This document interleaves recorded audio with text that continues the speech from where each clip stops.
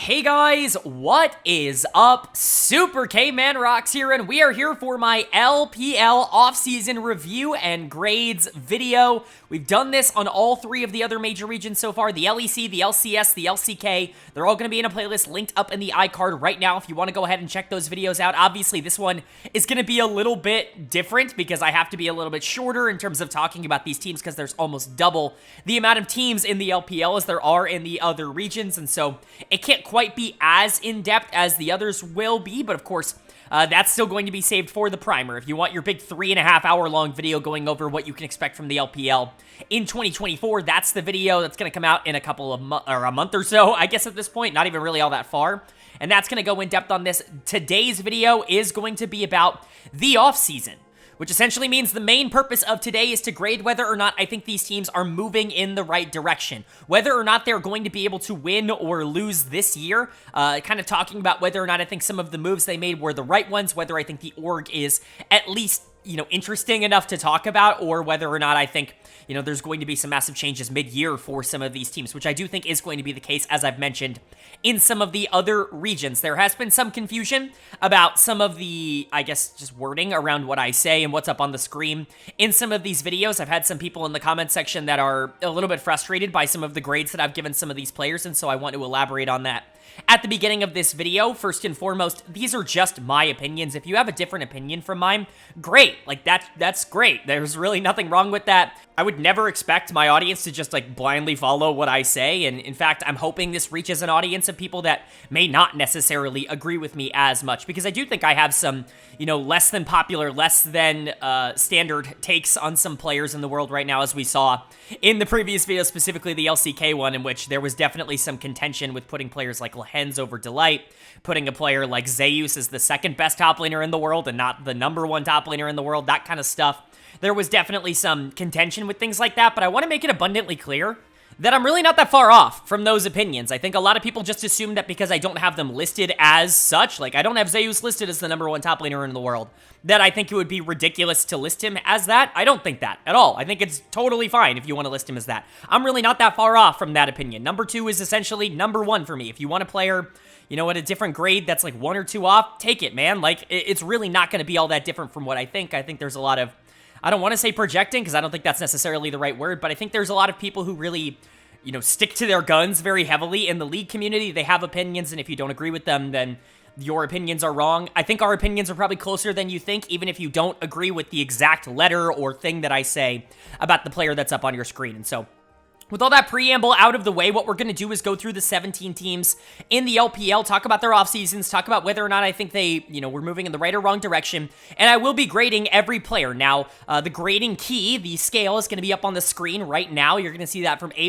down to C-. I'm not going to give anybody lower than a C-. I'll kind of go through that in just a second, but again, I have to reiterate this. If your grade for a player is different than mine, if you feel frustrated that I have a player at A+, that you are like, I don't understand that at all. First of all, again, it is just my opinion. This is how I would value these players, but it is, in this video in particular, this is going to be them rated as assets. This is going to be them rated as how valuable they are to be on your team, not so much how valuable they will be in this upcoming split, in my opinion. And so, you can see some teams that might actually be really good this upcoming split, teams that are pretty solid from top to bottom, have a really clear way to play the game, have players that might be more facilitative or supportive that might not get as high of grades because they're not going to change a bad team, they're just going to be really good on a good team, and those teams might look kind of poor in terms of the grading scale, but they're actually going to be relatively good. A team like Fnatic last year was a good example of that over in the LEC, where I don't think any of the players on Fnatic are necessarily superstars, but because all of them work together really well, and because they had a very clear direction on how they wanted to play the game, they ended up doing better than a lot of teams that had, I guess, higher end top talent than them. And so that's also something I'm going to be discussing.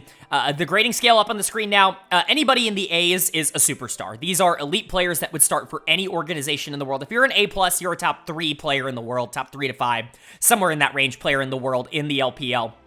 An A-graded player is somebody who, again, at any given time could be a top 5 player in the world, somebody who would legit take over, a true MVP favorite or threat.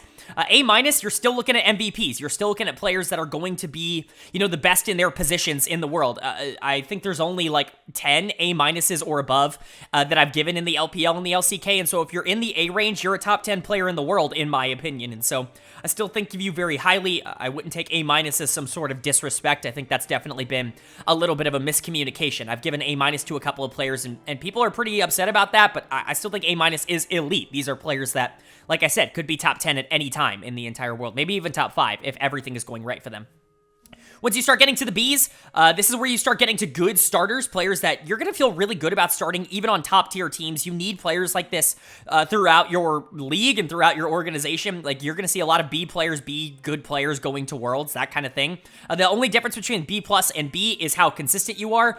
B+ players, I would expect to be, you know, relatively more consistent on a game-to-game basis. B players are going to be a little bit more inconsistent in when they bring out the good versions of themselves, but relatively speaking, usually the peaks of B+ and B players are just about the same. And again, if you have a player in B+ or B and you're like, oh, they're an A- player, they deserve to be listed there, or oh, you're ranking them too high, they deserve to be B-, absolutely. Like, I'm not arguing against that. Again, this scale is very flexible. Once you get to B-, these are your okay starters, players that, in my opinion, you're okay starting. You're not going to be frustrated that they're your starting players, but probably not players that are a part of your long-term plan, in my opinion, or alternatively, youngsters that really just haven't proven anything up until this point. And then you've got C+, C, and C-. This is where you get to your more questionable players. C+ are going to be weak starters, players that I could see starting for lower tier teams, but certainly players that I think, you know, if you wanted to actually compete, you would need to look to upgrade. And then your Cs are going to be your borderline starters, players that very much have not proven that they can start consistently in the LPL, but, you know, I'm not ready to give up on them just yet. And then if you hit C-, that's a player that I'm pretty much giving up on. I really don't think there's a lot of upside. I don't think that they're going to be, I think they are bottom of the league in terms of their position, and I wouldn't expect that to change. That's kind of what I would give a C- for, and so hope that explains some of my key, but again, I can't reiterate this enough. I know you're probably annoyed of me saying this, but the amount of people who keep commenting things like this, I have to make sure I'm clear about it in the video.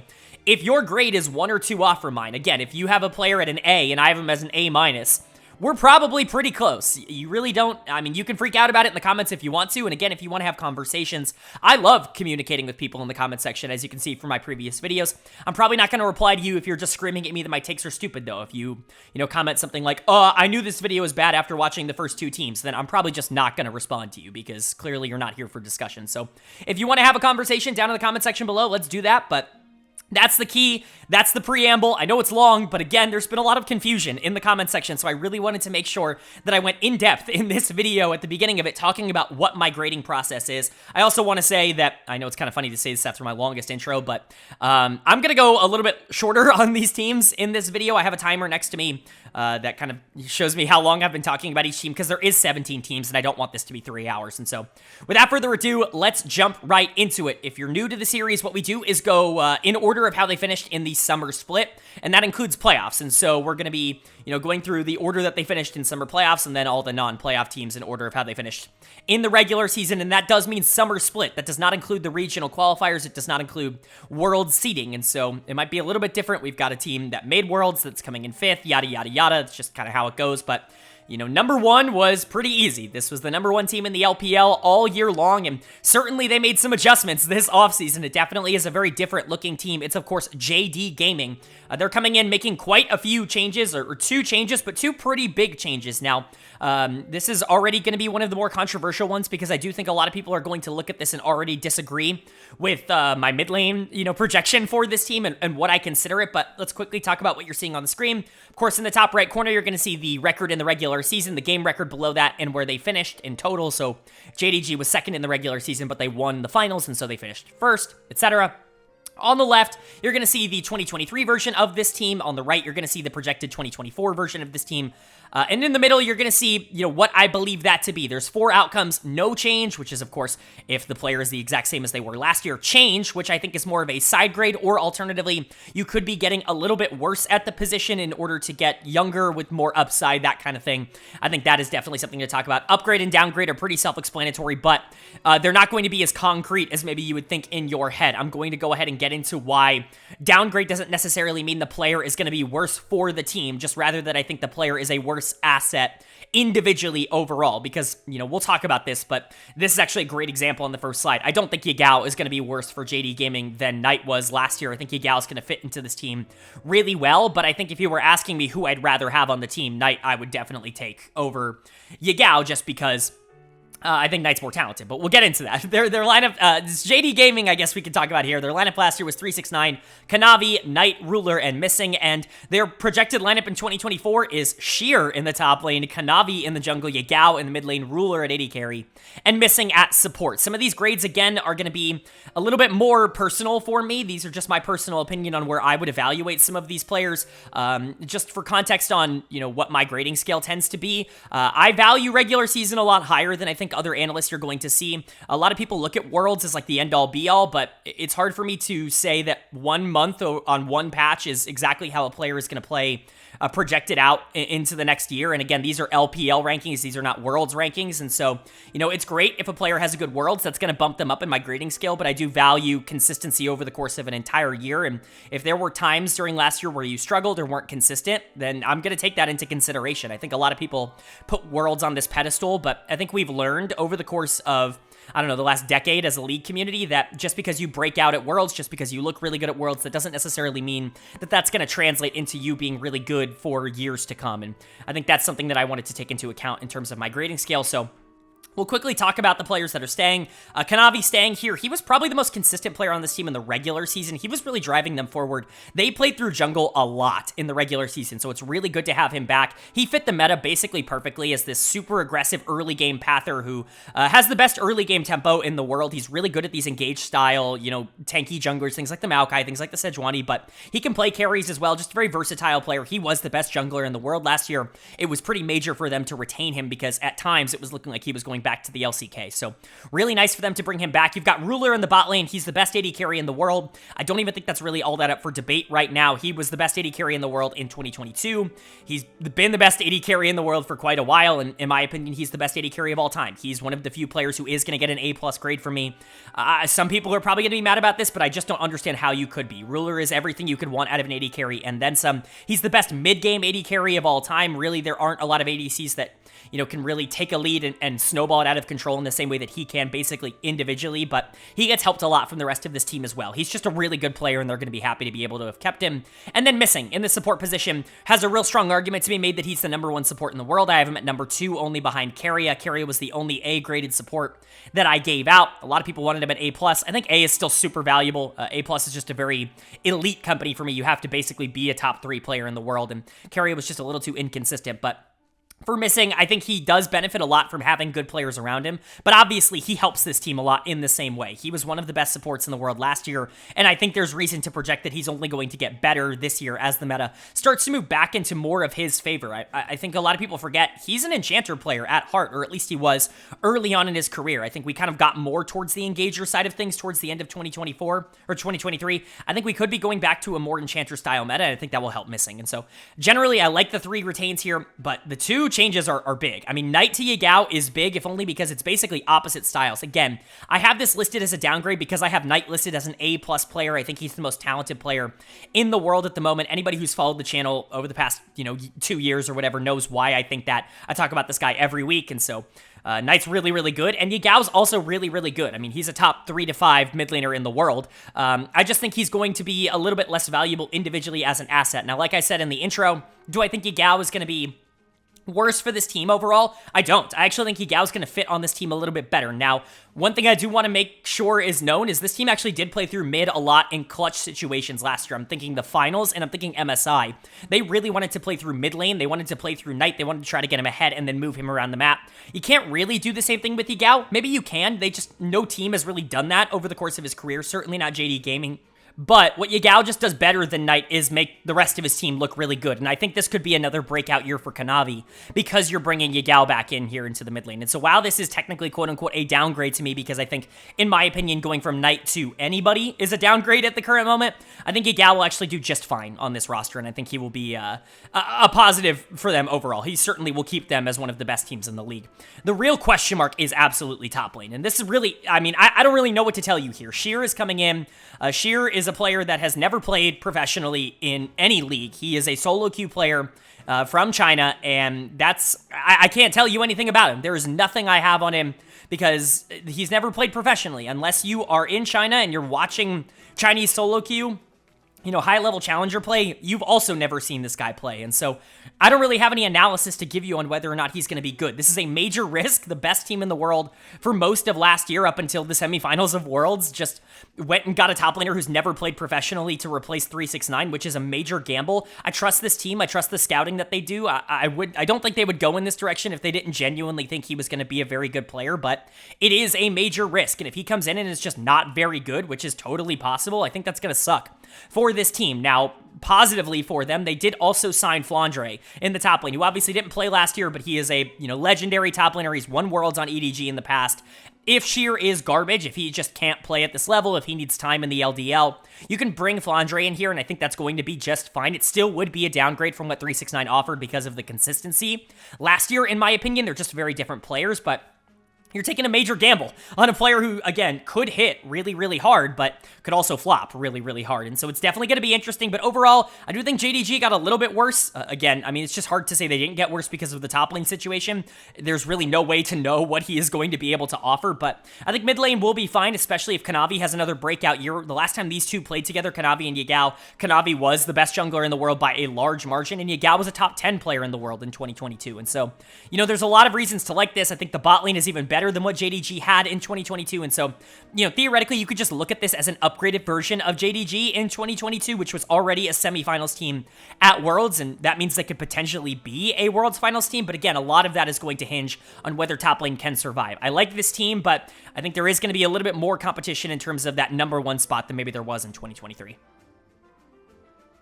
Then moving on to the runner-up in the summer split, and again, it's not the #2 seed from the LPL last year. The #2 seed ended up getting that after losing in the losers finals, but the team that did make finals and ended up as the 3 seed was LNG Esports. I think a lot of people forget that. They were a finals team in summer, and they got a lot better over the course of the year. Obviously, the addition of Gala will do that, but I think really some upgrades across the board, in terms of players stepping up was really important for them, and they went out and had an interesting offseason. I would consider this a side grade in terms of, what their 2023 was to 2024. I think they're a similar team in terms of talent. I think they're going to play a little bit differently, perhaps a little bit more aggressively because of the players that they brought in. Certainly a change in mentality and how they want to play the game, but I do think talent-wise, you could pretty much look at this team pretty similarly, and after coming off of a finals appearance, I think that's a pretty positive thing to say overall, so let's go ahead and talk about it. Their lineup last year was Zika in the top lane, Tarzan, Scout, Gala, and Hong. And their lineup in 2024 is reportedly looking like Zika in the top lane, Weiwei in the jungle, Scout in the mid lane, Gala at AD carry, and Mark at support. I think the no changes here are no-brainers, especially the carry duo of Scout and Gala. If you were going to bring them in, then you needed to keep them. Scout was the best player in the LPL last year. I have him as an A. I think realistically, you could have him as an A+. I think that's totally viable and totally possible. I do worry a bit more about Scout because it just hasn't necessarily been like the takeover presence that he was in 2023 over the past couple of years. That's the reason I gave it to players like Knight and Chovy over Scout, is because they've just done it for a longer period of time. But if Scout comes out and is even like 3/4 of what he was last year, I'm going to give him an A+ grade. Like, that's an A+ player at even 3/4 of what he was offering last year. He just was the best player in the LPL, and this team is super happy to be able to bring him back. He's obviously the cornerstone of what they want to build around, and he can play basically anything you want. He can be more of a facilitator out of the mid lane. He doesn't need a ton of resources, but obviously, as a player, he's always been a little bit more used to playing a resource-heavy style. Some of those late-game mage carries have always kind of been his bread and butter, but I think he got a lot better at the early-game aggression last year. His snowballing ability has really gotten out of control. He's a really, really good player, one of the top 3 to 5 in the LPL, for sure.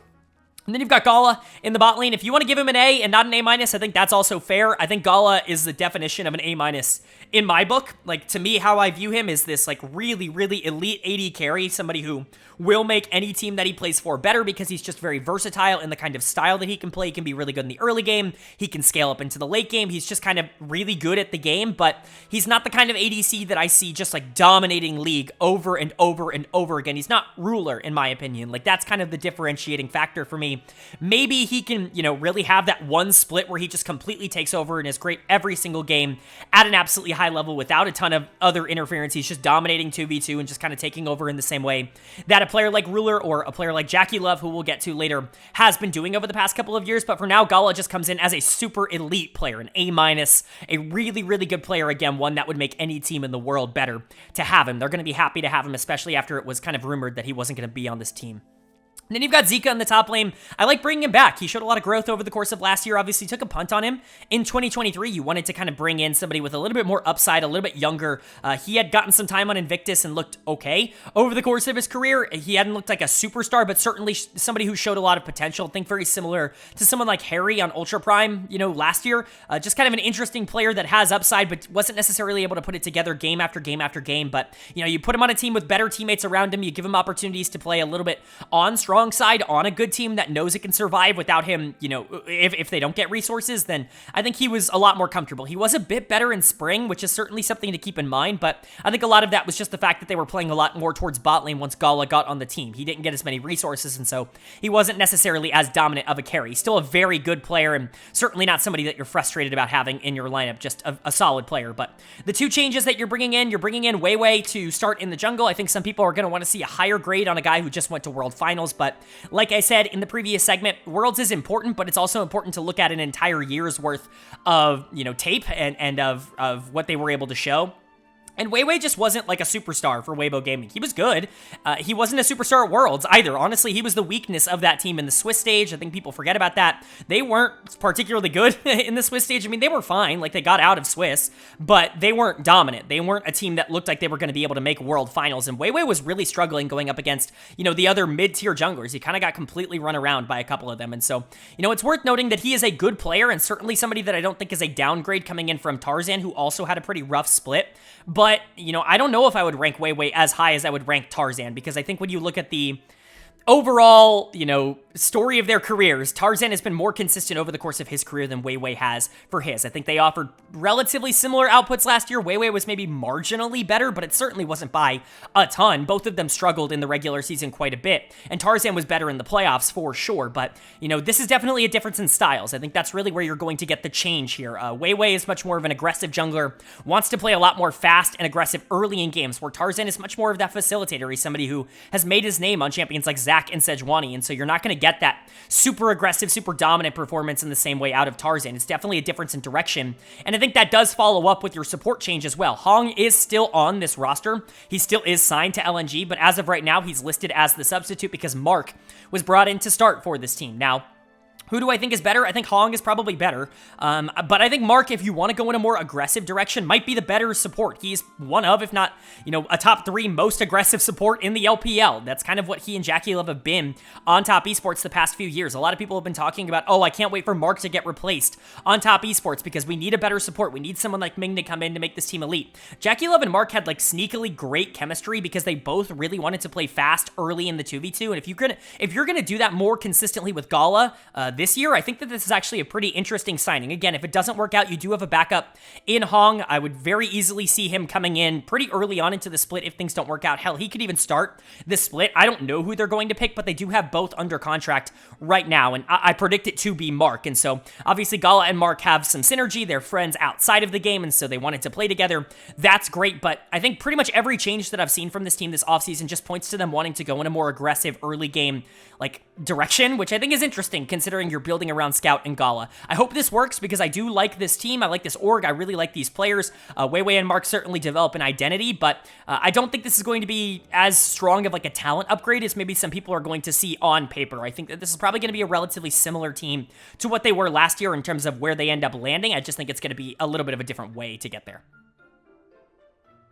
And now moving on to the third place team from Summer, and this is the one I was really excited to talk about. There's only one major change here, but I guess I'm just high on this team. I don't know why. They made the semifinals of Worlds. They made the finals of MSI. They were 15-1 in the regular season. It's Bilibili Gaming. I've gotten a ton of comments that are like crazy that it's that I'm insane that I'm really high on these players individually, but I think that this team is going to be ridiculously fun to watch next year. Do I think they're going to win everything in dominant fashion the same way JDG did this year?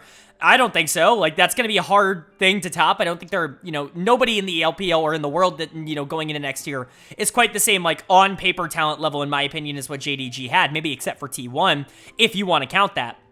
But, like, BLG is really freaking close. Like, this could be the most talented team in the world. And it really, like, if everything works, they could be ridiculously fun. So, let's talk about it. Their lineup last year was Bin, Jun, Yagao, Elk, and On. Their lineup in 2024 is Bin in the top lane, Jun in the jungle, Knight in the mid lane, Elk at AD carry, and On at support. Again, I really want to make this abundantly clear. Very similar to what I said in the JDG segment of the video. I don't necessarily think Knight is going to come in and be immediately what Yagao was for this team. I'm not saying that, this being listed as an upgrade does not inherently mean that Knight is going to be better for Bilibili than what Yagao was. What I'm saying is that Knight is more valuable as an asset to have, in my opinion, than Yagao is as a player, because I think Knight is the most talented player in the world. I think you could put him up mechanics and, mental-wise against anybody, and he's going to be able to do super well. People just seem to forget. This guy was the LPL Spring Finals MVP. This guy was the MSI Finals MVP. This guy was the LPL Summer Finals MVP. This guy does perform in clutch moments. He's not some choke artist, and I get it. I get it. Like, there's a lot of people, same with, the comment section on the LCK video when I gave Chovy an A+, that are like, but he's never done well at Worlds. Okay, great. Like, I'll take him doing well at every tournament except for Worlds, if that's what it costs, right? Like, if you're the best player in the LPL, if you're the best player at MSI over the course of an entire year, you're the best player in the world. Like, I hate to say it, like, that's just kind of how I'm going to think. Worlds is 1 month on one patch, and yes, I do take it into account, but, like, I don't think there's any reason for me to believe that Knight can't win Worlds next year, and I think this team is in a pretty good position to, at the very least, compete for that, so we'll quickly talk about the rest of the team as well. Bin in the top lane comes in as my #1 top laner. Is the only top laner to receive an A grade. I think you could realistically give Zeus an A grade as well. Zeus was just significantly more inconsistent in the summer split than Bin was. That was really my only differentiating factor, and it's the reason that I put Bin over him, as I think both of them were arguably the two best players at Worlds. Bin was really good until he ran into the Shy, but before that series, before the Weibo Gaming series, it wasn't a question. Like, Bin was the best player at Worlds before that series. He was certainly the best player in the Swiss stage, and he torched Genji. Like, he absolutely obliterated Doran in that matchup. Bin was phenomenal at Worlds, and I think there's a real case to be made that he is the best top laner in the world. I get it. Some people want to call him a two-trick of, like, Jax and, whatever, right? Whatever other insert, one of the 17 champions he plays as his other two-trick, because that narrative has been propagated by popular streamers. But again, first of all, you're not a two-trick if teams don't ban you out. If teams aren't even attempting to try and ban his champions, then it doesn't really matter how many champions he plays. But even outside of that, he was really good on tanks last year. That was the big development for Bin, and that's what got them to the MSI finals. He basically only played tanks at MSI. He played carries as well. Obviously, the Gwen is still fantastic, but, like, he played tanks throughout the entirety of the LPL regular season, which is why they went 15-1. Like, he was just super versatile as a player. He's not a one-trick or a two-trick. That's just a false narrative that people want to propagate because they love Zeus. And I get it. T1 fans are ruthless, and they're relentless, and they're awesome, and, they really feel passionate. But to me, Bin comes in as #1. Zeus is a very close #2.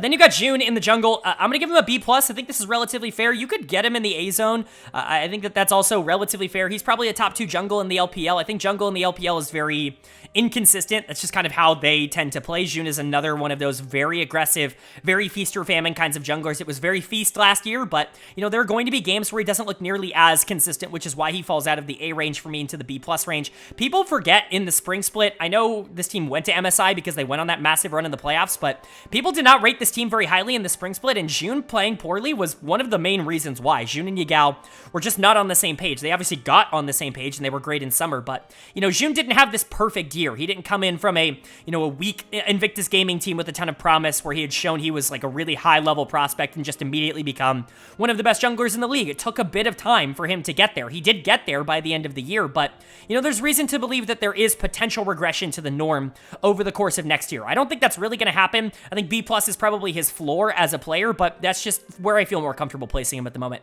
And then you've got Elk and On, both coming in at A-. Both of them are elite level players, some of the top players in terms of their positions in the world.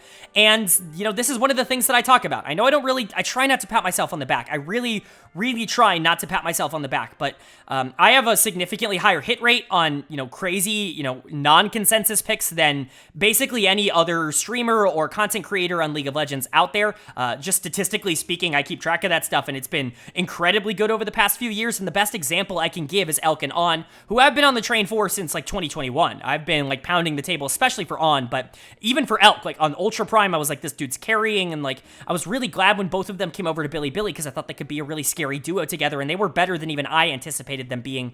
Their aggressive playstyles and mentalities really work well together. On is basically, you know, I've compared him to a souped-up Hylissang in years past. Elk is basically the most aggressive AD carry you can possibly think of. The reputation that JackeyLove has, that's Elk. Like JackeyLove's even a little bit tamer than Elk is as a player, just in terms of how they end up playing. Both of them are going to lose a couple of games here or there because of that aggressive mentality and that aggressive play style, but they're going to win significantly more games than they lose for you because of that style. And so they both deserve to come in at A's, but because of that inconsistency, they're going to become A minuses for me. And then, like I said, Knight to me is the most talented player in the world. He's going to get an A+ asset grade because I think any team would be super happy to have him. He is, you know, one of 2 A+ in the LPL for me with Ruler, and he's the only one who's not an import. And so you could definitely make the argument he's the most valuable player in the LPL. I think Bilibili's going to be super happy to have him. I'm a little bit worried about, you know, the construction of this team. You've basically got a bunch of carries on this team. You know, that could be a concern, you know, playstyle-wise. If you want to play for bot lane a bit more, you know, is Knight going to be okay with less resources? Is Bin going to be okay with less resources because Knight's going to be getting a few more? That's really where it's going to become a question in terms of whether or not this team is going to live up to the grades that are on the screen, because like I said before, you know, sometimes teams can be more than the sum of their grades if playstyle-wise they work together well. Sometimes teams can be less than the sum of their grades if their playstyles don't work together well. I think that could potentially be the case for this Bilibili team moving into next year, but in terms of assets, in terms of what they were able to do with their offseason, if you're going to lose Yagao, the best supportive mid in the region, being able to get the best, you know, talent in the region to replace him is a pretty good change, in my opinion. And I think in terms of talent, they're on paper the most talented team in the LPL for me right now. Again, I think it's close. I think JD Gaming is right there with them. Even a team like LNG or Top Esports or Weibo Gaming, like these are all teams that I think reasonably could be in the same category. But for me, Bilibili looks really, really fun. I think they were a great team that got better, and I'm excited to see what they can do in 2024. Then moving on to the 4th team here, and surprisingly enough, the 4th team in summer didn't make Worlds because they didn't end up getting the job done in the regional qualifier. I don't actually remember it. I think they qualified for it. I think they lost to Weibo Gaming, but it's Top Esports. I'm not going to try and build this up. We're on a time crunch here, so Top Esports, and honestly, I love this roster going into 2024. I don't think it's going to be quite as immediate as maybe some people think it will be. I think there are definitely some upgrades here, some players that I would expect to come in and be pretty big positives for this team overall, but there are also some things that I think are definitely going to be question marks for me. Again, I don't think anybody in the LPL is really this guaranteed star-studded show, kind of similar to what JDG was last year. I think everybody has question marks, and Top Esports definitely encapsulate that. But let's go ahead and talk about it. Their 2023 lineup was Wayward, Tion, Rookie, JackeyLove, and Mark. And their 2024 lineup is looking like 369 in the top lane, Tion in the jungle, Cream in the mid lane, JackeyLove at AD carry, and Mako at support. I like the moves. I like the moves this offseason. I think they got better. I think they got more consistent, or at least I would expect them to get more consistent. There are definitely still some concerns in terms of whether or not certain players are going to be able to step up and really take that next leap. But, you know, outside of that, if they can do that, if you get that one player to perform really well, and if you get the bounce back from the one player who didn't play well last year, then you're looking pretty good. So we'll talk about it. Tion and JackeyLove are staying here. Let's talk about Jackie first. I have JackeyLove as an A. I think some people might disagree with this, but to me, he's a top 2, top 3 AD carry in the world. It's him, it's Viper, it's Ruler. They're really the top 3 for me. I think Pays is kind of a 4th, kind of not a distant 4th. He's still kind of close to that A grade. Gumayushi rounds out that top 5 for those who are curious, but Jackie more than deserves to be in that conversation for me. I think you could put Elk somewhere in there. You know, I'm not here to grade or rank AD carries just yet. That's going to be later on. That's going to be at the start of next year. But Jackie's a top 2, top 3 AD carry in the world for me, and I think he's proven that over the course of the last 2 years. A lot of people criticize him for being feast or famine, for being very flip-oriented, for winning games or losing games for his team. But honestly, he doesn't do it nearly as much as people think he does. Like, I think the reputation is a little bit stronger than the actual, like, result of what JackeyLove offers as a player, especially last year where he didn't really lose any games for Top Esports. He was just kind of winning games for this team when Rookie was playing really bad, when this top side was not doing particularly well. It was Tian and it was JackeyLove that were pretty consistently being able to win games for this team. And so I feel pretty confident that Jackie's going to come back in and be really good. He's been really good. He's incredibly talented. There's really not any reason to believe that the version that we got last year, the version I gave LPL Summer MVP to, can't just come back, because all of the stuff that he showed was incredibly repeatable, and now he even has a better team and a more consistent team around him that I think is going to help him quite a bit. And then you've got Tian in the jungle. This guy, I think, gets a ridiculous amount of hate that he just doesn't deserve. I was kind of out on Tian. Not out on Tian. That's not fair to say. I was lower on Tian in 2022. When he won MVP in the summer split, I was like, his teammate Knight was just better. He was winning more games for the team. I think he deserved a lot more credit. But Tian certainly wasn't bad. He was a top 3 jungler that split for me in the LPL. He was still really, really solid. He just wasn't the MVP like I think, you know, some other people thought he was. But I think it went too far in the other direction. People just started to hate on Tian and really start to, like, sour on him as if he wasn't a top 5 jungler in the LPL.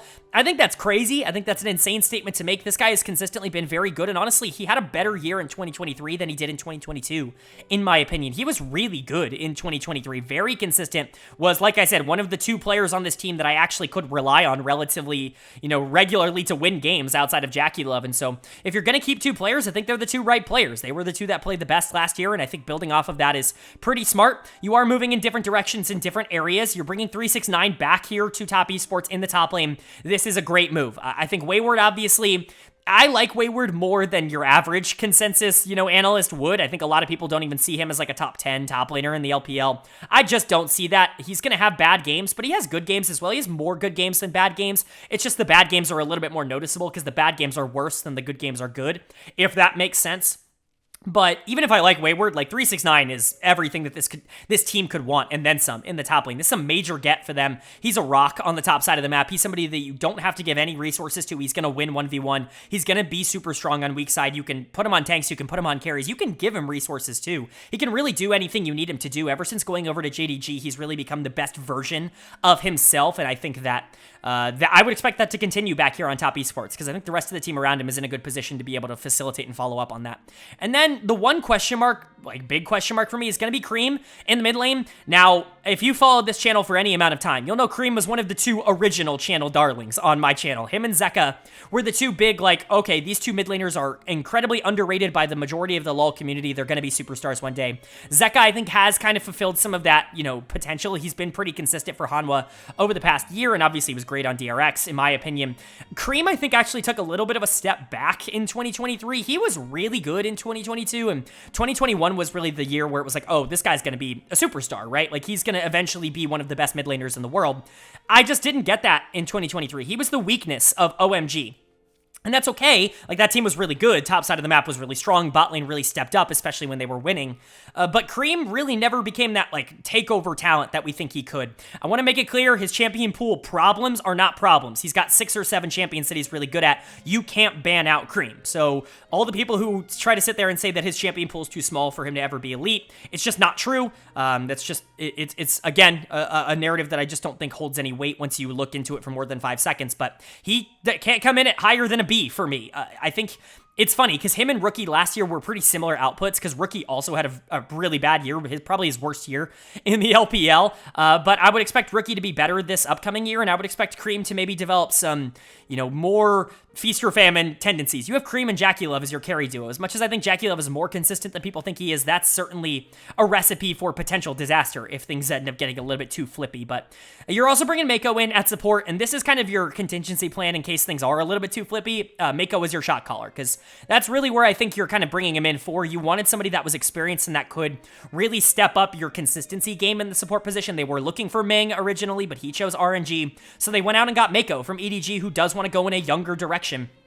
Mako obviously coming off of a, you know, another bad year, you know, according to him. But as I talked about a lot last year, I think the fit with Uzi on that team was just miserably bad. Uzi is such an aggressive personality and somebody who does want a lot of resources, and I just don't think Mako fit very well with him in terms of synergy on that team. I would expect Mako to bounce back relatively easily this split. He's going to get a B+ grade for me. He was not a B+ player last year, but I would expect him to come in and be better than what Mark was, especially as a more safe option. Definitely a different style of play, but you're bringing Cream in, who's definitely more of an aggressive mid. 369 should hopefully be more stable on the top side. I like the construction of this team. This should be a Worlds team, but I said the same thing about Top Esports last year, and things just didn't work out. I still love Jackie Love. I still love Tion. If Cream can come in and actually level up to what I thought he could be, last year, where I think he could be a B+, A-, top, 3, top 5 mid laner in the LPL, like if he can actually become that for this team, this could be a title winning team for Top Esports, because everything else I think is really solid, but I actually think a lot of pressure is on him this year. If Jackie can go out and be MVP again, if Mako integrates himself well,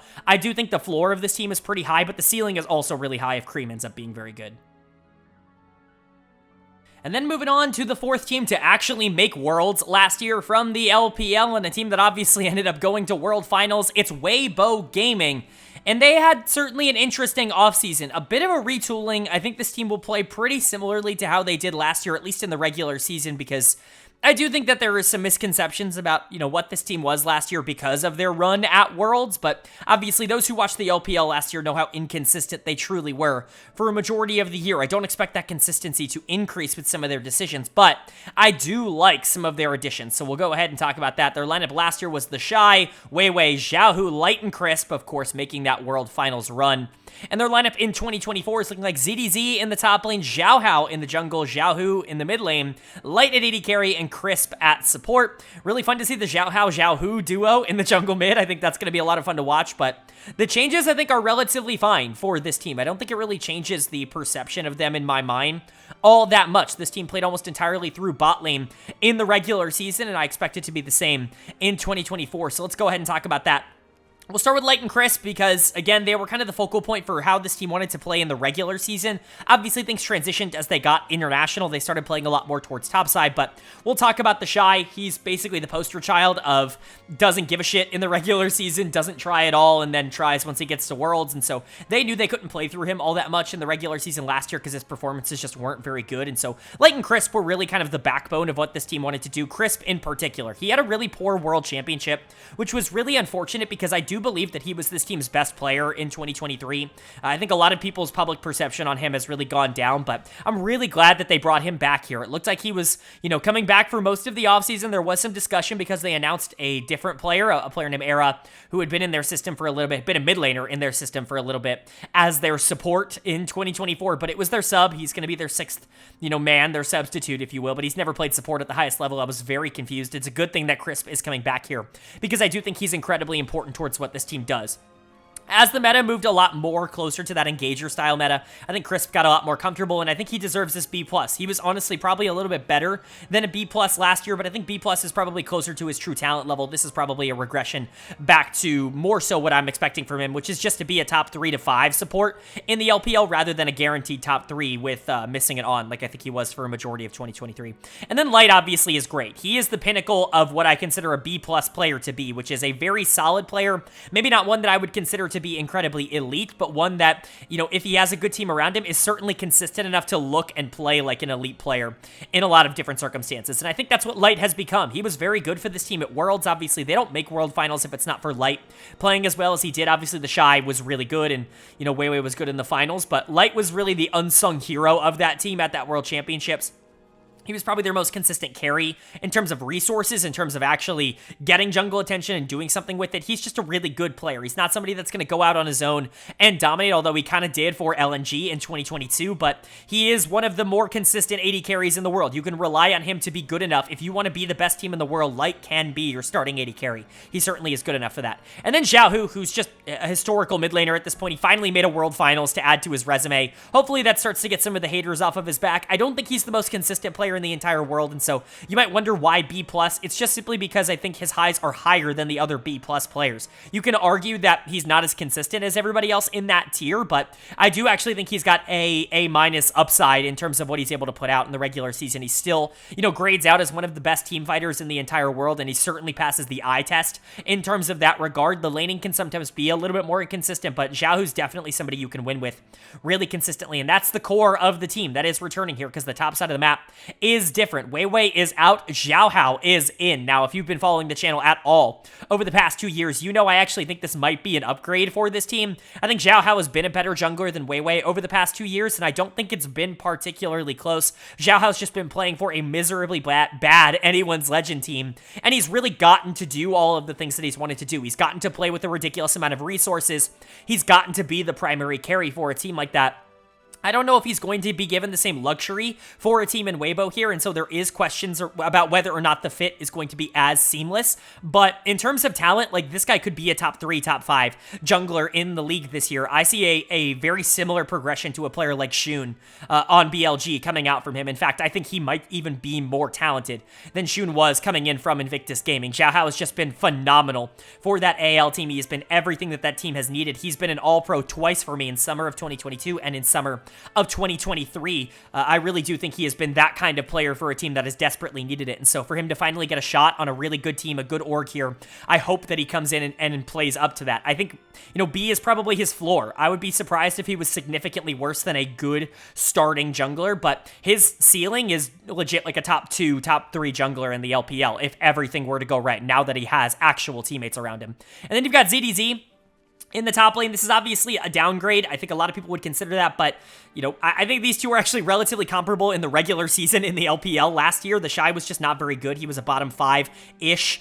top laner in the regular season last year. He obviously picked things up as he got to Worlds, but I think B is the only fair grade that I can give him. That's meeting in the middle. That's a good starter, somebody that you're feeling good about, but certainly not consistent, and I think that's a fair thing to say about what the Shy was last year. But even going from that to ZDZ, like, if you're getting, you know, even half of what you got out of the Shy, that should be fine. Obviously, he has synergy with Xiao Hao starting in the jungle here, both of them coming over from anyone's legend, both over the past 2 years, and so, you know, he probably had a little bit of a down year in 2023. If you're looking at his 2023, you're probably thinking a little bit less of him than maybe you would if you were looking at, you know, his 2022, which was a little bit better, but, you know, he's a solid enough player. He's certainly not someone that I would want starting in my top lane if I wanted to try and make Worlds, and I think that could be a bit of a problem for Weibo because they don't really have a true superstar unless Xiao Hao really does step up and become that guy, or Xiao Hu or Light, or, you know, somebody, you know, really takes that step up and becomes that. But, you know, I think for the most part, you know, ZDZ kind of explains that I think this team will be a bit worse next year. I don't expect them to be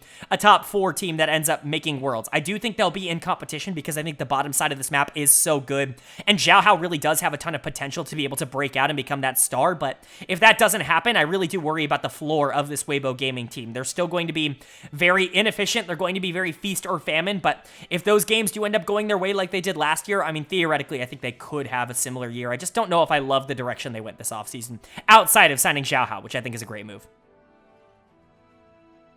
Next up is a pretty historic organization here in the LPL that certainly is going for a little bit of a revamp this offseason. It's Edward Gaming. They were 6th, technically, last year. They really came on in the playoffs. You know, they looked really good. Uzi and Mako finally started to click. Uzi actually generally had a very good season for EDG, but obviously they wanted to move in a different direction because, man, the youth movement is happening for EDG, and this could be a really good direction for them to move in, or it could be, you know, kind of a rebuild year for EDG. It's going to be one of the two, and I'm really not sure which one is going to be just yet. Their lineup last year was Ale, Jeje, Fofo, Uzi, and Mako, and their lineup in 2024 is looking like Ale in the top lane, Jeje in the jungle, Fisher in the mid lane, Leave at AD carry, and Vampire at support. Worth noting, all, you know, 5 players that are starting for EDG were in the system last year, so at the very least they have some experience, but that, you know, in some situations can be considered negative in Jeje and Leave's case. We'll talk about that because it's wild that these two are playing together again after everything that happened last year, but, you know, Fisher finally getting a chance to play in the LPL. He has not been given an opportunity. He was brought over as this really big prospect for EDG, and just, they constantly were going in different directions. They brought in Fofo last year to replace Scout because they wanted a more established mid laner, and this year they're finally pulling the trigger on making Fisher the starting mid. We'll talk about him in a second. Vampire is a major question mark for this team, but at least you're retaining 2 veterans on the top side of this map, Ala and Jeje, which is really good. I think Ala was really good last year, almost underratedly good. I think EDG in general was pretty underratedly good last year. They were pretty consistent, especially down the stretch in summer, and they were really good in spring. And Ale was a big reason for that. He was a top 3 top laner in the LPL this past year, and if he can, you know, keep that pace up, if he can just be good, or really, really good, like a really solid starter, that's more than good enough in the top lane right now. There are a lot of question marks about the consistency of other top lane players, and I just don't think you have those with Ale. I think he's just really solid. Not really a ton to talk about. It's good that they kept him. And then Jeje, this was the one player that I think it was a no-brainer to keep, maybe other than Mako, but, you know, things happen. Jeje is kind of the franchise player for EDG at this point, obviously is the only player left that was on the World Championship winning squad from 2021. He's really solid still. He was amazing in spring, actually really came out and was like a borderline MVP caliber player in the spring split. Wasn't quite as dominant in summer, definitely gave over some resources to the bot lane. In general, that was just how things ended up going for EDG. When Uzi is on the team, you end up playing for Uzi. That can be both good and bad. He's a very good player, but he is also maybe the most resource-heavy AD carry in the world, and Jeje, I just didn't think got the same, you know, spotlight to be able to shine in that role. He just didn't adapt to it, I think, nearly as well as you would have wanted him to. I think, you know, this team kind of going back to more of its spring roots, I think will help Jeje a lot. I think he'll bounce back. He still is one of the best junglers in the region. He still rates out as a B+, which is one of the best junglers in the region. I think some people end up forgetting, like, if you're a B+, you're probably a top 3 to 5 player at your position in the LPL. You're not some schmuck just because you're not in the A's. Like, this is still a really good ranking for these players. I think Jeje, you know, theoretically could get back into that A category if he has another good split. But then you've got the young players. I'm going to speak about Leave first because he's the only one who's really had LPL time and experience. Leave obviously played all of spring, and he was phenomenal in spring for this team. Was genuinely one of the best AD carries in the LPL, full stop. I mean, he really capitalized on a lot of the pressure that EDG was able to create for him really well. It felt like he had very good synergy with a lot of the other players on this team, but then everything in summer happened. Not only did they bring in Uzi, but all of the drama surrounding Leave happened. I'm not going to go into it on this channel. There are a bunch of avenues that speak on it a lot more clearly than I can, but you know, the big concern and the big question, at least on the Rift, is the Jeje situation. He had a burner account on Weibo that was basically just shit-talking Jeje the entire split as his teammate, and that came out to, you know, be the case, and now they're teammates again. It's kind of crazy that they're playing together. I would not have expected that to happen, but the last time these two played together, they honestly played together really well. They synergized well. Both of them looked very good playing off of each other, and so, you know, if you can kind of get that back on the Rift, that's really positive. I'm going to give him a B because honestly, he wasn't very good in summer before he got benched. It really looked like he was regressing, like that sophomore slump, if you want to consider it, back to the mean in the summer split before he did end up getting benched. Maybe he already knew things were incoming. Maybe, you know, investigations and allegations were already moving. You never really know what kind of mental, you know, the players have, but whatever the reason, it's kind of crazy that Leave is starting for this team. Hopefully, he can be as good as he was in the spring split, because that's a B+ level player. Like, that's a really solid AD carry, one of the top, you know, borderline 5 in the LPL, which is crazy to say, but that's going to be a big swinging point, I think, for EDG's season, is whether or not Leave can be the rookie of the year that he was looking like he was destined to be in the spring split. But you're really also hoping that Fisher can come in and be this big impact mid laner like you've been hoping he can be for a really long time. This has been, you know, how many years has he been in EDG's system? It feels like 2 or 3 at this point. He was a really hyped mid laner coming over from Korea. EDG ended up signing him to a developmental deal, and he's just never been able to break their main roster. He's finally getting a shot here, and, you know, the expectations are really high for him. He's going to have to come in and be a really strong mid laner, basically, from moment one, because you know that this team does want to compete, and there's going to be a lot of pressure on his shoulders. I'm giving him a C+ for now, because he's good. Like, the tape that we've seen from him in lower levels of competition has been fine, and, you know, when he's been given sporadic appearances in the LPL, he's been okay enough, but certainly not enough for me to feel like he's definitely going to come in and be a star for this team immediately.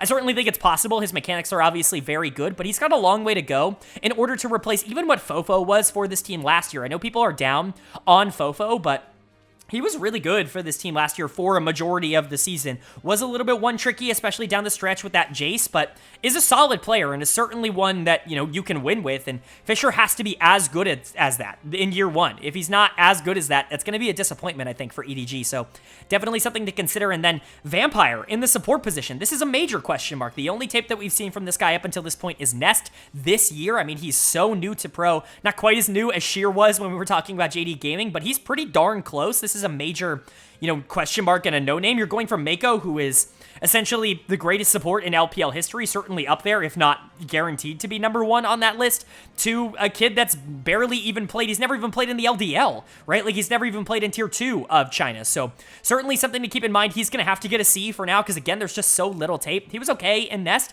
Certainly wasn't, like, awful, but, you know, it's hard to know how good he's going to be. He's going to have to be, you know, solid enough, and that's a big question mark. Fisher is going to have to come in and be a really really big prospect, which is a question. Leave is going to have to be better than he was in summer. He's going to have to be the spring version of himself, which is a question. And Jej's going to have to fit with the rest of this team. I think Ollie's going to be fine. EDG just has a lot of question marks. This could be a bottom tier playoff team going into next year. Their floor is actually incredibly low, in my opinion. This is a very risky offseason, but there are a lot of things that could hit. Leave and Fisher are crazy talented, and if they're very good, year one, this could be a Worlds team. I mean, genuinely, that's the ceiling, but the range of outcomes for what I expect from EDG is massive, and it's definitely going to be interesting to see which part of the spectrum they land on. And then moving on to number 7 here, and this is a team that has very much become a popular team to bandwagon off of, and, you know, as somebody who's been on it since 2021, I can tell you that it's a good ride, and, you know, I hope it keeps going, because it's a very different team. It's, oh my god, it's OMG, and I'm very interested to see what this team is going to look like in 2024, because this is a very big change for them. They've been kind of the young, growing roster for quite a while. In 2021, I made it very public on this channel that I was on the bandwagon, that Cream and Shanji were 2 players that I was really looking at as potential superstars for this team going forward. They added PP God, and they really kind of blew up last year. They got to 4th place in the spring split, weren't quite as successful in summer. They were pretty good in the regular season, but just couldn't quite get it done in the playoffs. It was a rough playoff. I mean, it's a tough bracket. There's a lot of good teams in the playoffs, but they were a lot of fun to watch, and a lot of their players got sniped this offseason. They are finally going to orgs that I think have bigger aspirations, as much as I love OMG, and they have to retool here. They brought in some veterans to hopefully stabilize the ship, and honestly, they probably should be a playoff team. It's a pretty interesting construction of players, but their lineup last year was Shanji, Aki, Cream, Abel, and PP God, and their lineup in 2024 is looking like Cube in the top lane, Xiaofeng in the jungle, Angel in the mid lane, Abel at AD carry, and PP God at support. So the bot lane is going to be staying the same. I think this is very good for OMG. Abel probably had his most successful year. I shouldn't say probably. He certainly had his most successful year as a pro in 2023. Still showed a bit of the inconsistency that does worry me a bit going forward, especially when you don't have as strong of a top side. We're going to get to it, but Shanji and Aki were definitely the big power points of the map for this team in 2023, and Abel was really kind of the cleanup crew in the late game. And they were able to get away with that a lot because Shanji and Aki were so good last year, because they were such exceptionally strong players individually in their own isolated matchups. Abel might struggle a bit more if the rest of the team has to rely on him more to carry in the early game. That's always been a bit of a concern, but the thing with Abel, when you talk about him as a player, is that he's one of, if not the most mechanically talented AD carry in the LPL. I mean, shit, this guy can do basically anything you need him to do, mechanically speaking. He can just get a little bit over-eager sometimes. There are lapses in judgment, there are lapses in focus that get him into bad positions, especially, like I said, in the mid-game, and that's certainly something to keep in mind. He lost a couple of games for OMG last year, but he also won quite a few games, and so you're hoping he can continue on the development track. He's never going to be a superstar, I don't think, in this league, but certainly an upper tier AD carry is well within his reach this year. And then PP God, I think, is the one who has kind of stabilized him. I think a lot of people call PP God the AD carry whisperer, and I think it's for very good reason. Basically, every stop he has been at, he has made the player that he has played with look a lot better. Take, you know, Abel last year, but I think the most egregious example has been Photic on Victory 5 in 2022. Where obviously I was very low on Photic in 2022. I was very vocal about how people calling him a top 5 AD carry in the LPL was just too rich, because he didn't really have to do a whole ton. He wasn't really given any responsibility on that team. Rookie and PP God were so good that really he could get away with doing, you know, the bare minimum and looking really good as an AD carry, which is fine. You know, if you're able to get that, if you're able to get that job, take it, right? If you're able to get that gig, you know, capitalize on it. But, you know, we saw what happened to Photic last year once PP God left. Photic took a major drop off, and, you know, he wasn't very good. We've seen what's happened in previous years as well, you know, the first time he was on Victory 5. And so, you know, I firmly believe that keeping PP God was a necessity if you want to keep Abel, you know, moving in the right direction. And I think it was a very good keep. And so it's nice to get your bot lane back, but, you know, it's definitely an interesting assortment of players on the rest of this roster. Let's talk about Angel first, because did Angel just have the best split of his career? Like, it's certainly within possibility. That split on Ninjas and Pyjamas in summer was phenomenal. I mean, he was the carry for that team. And I know, you know, maybe the casual LPL fans don't necessarily, you know this, but Angel's never really been a big channel favorite of mine. He's never really been a big, like, star. I don't even think back on his time on Suning when he made World Finals, anybody would have considered him this superstar mid laner that could just kind of take over in a lot of different circumstances. He's always been a good player that has kind of struggled to, hit the plateau to get to great. And that kind of continued. When he went to RNG last year, he was really bad in spring. They were really trying to figure out somebody to play in that mid lane role. Whether it was Angel, they wanted to play Tong Yuan, but Tong Yuan was so bad in spring that they had to keep going back to Angel, who was also not very good for that team. They move on from him. He does get the starting spot on NIP in the summer split because Dream was miserably bad for them in spring split, so they needed someone else to play mid lane for them. They tried a couple of internal players out. It just wasn't working. Angel was spectacular for them. He dragged them into playoffs. Him and Shadow were phenomenal for that team. That bot lane was miserably bad even in summer, and that mid jungle duo was doing so well to be able to get them advantages. And if that's the Angel that you're getting here on OMG, I actually think that this team could be very competitive, could be like a middle to upper tier playoff team next year, but that's a lot of projecting. That was probably the best split of his career, and it was half a year. He was really bad in spring, and the talent around him is definitely different. I think he played off of his jungler really well last year, and jungle's a major question mark, the biggest question mark for this team going into 2024. And so, hopefully you're getting the good version of Angel, but it is a bit of a projection because he's not exactly been that superstar that he was last year his entire career. You're also bringing in another veteran in Cube in the top lane. I have this listed as a downgrade. Cube was actually surprisingly not great for WE last year. They brought him in the top lane to try and solidify something. I mean, their top lane situation had been a disaster for many years. It felt like they were continuously rolling out players that just weren't good enough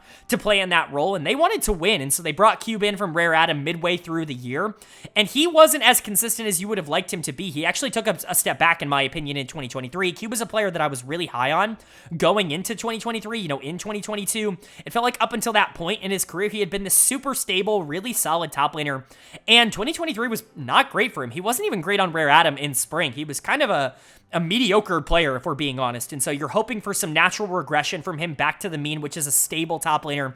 That's always been the thing with him, is he's a very stable top laner that will win 1v1 relatively frequently isolated, but doesn't really, win team fights in the same way that other top laners are going to be able to do to carry games. And so you need players around him that are going to dominate.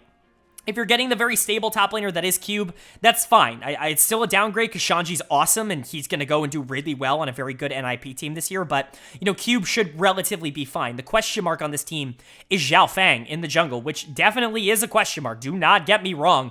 This guy was the substitute for Top Esports Challengers last year.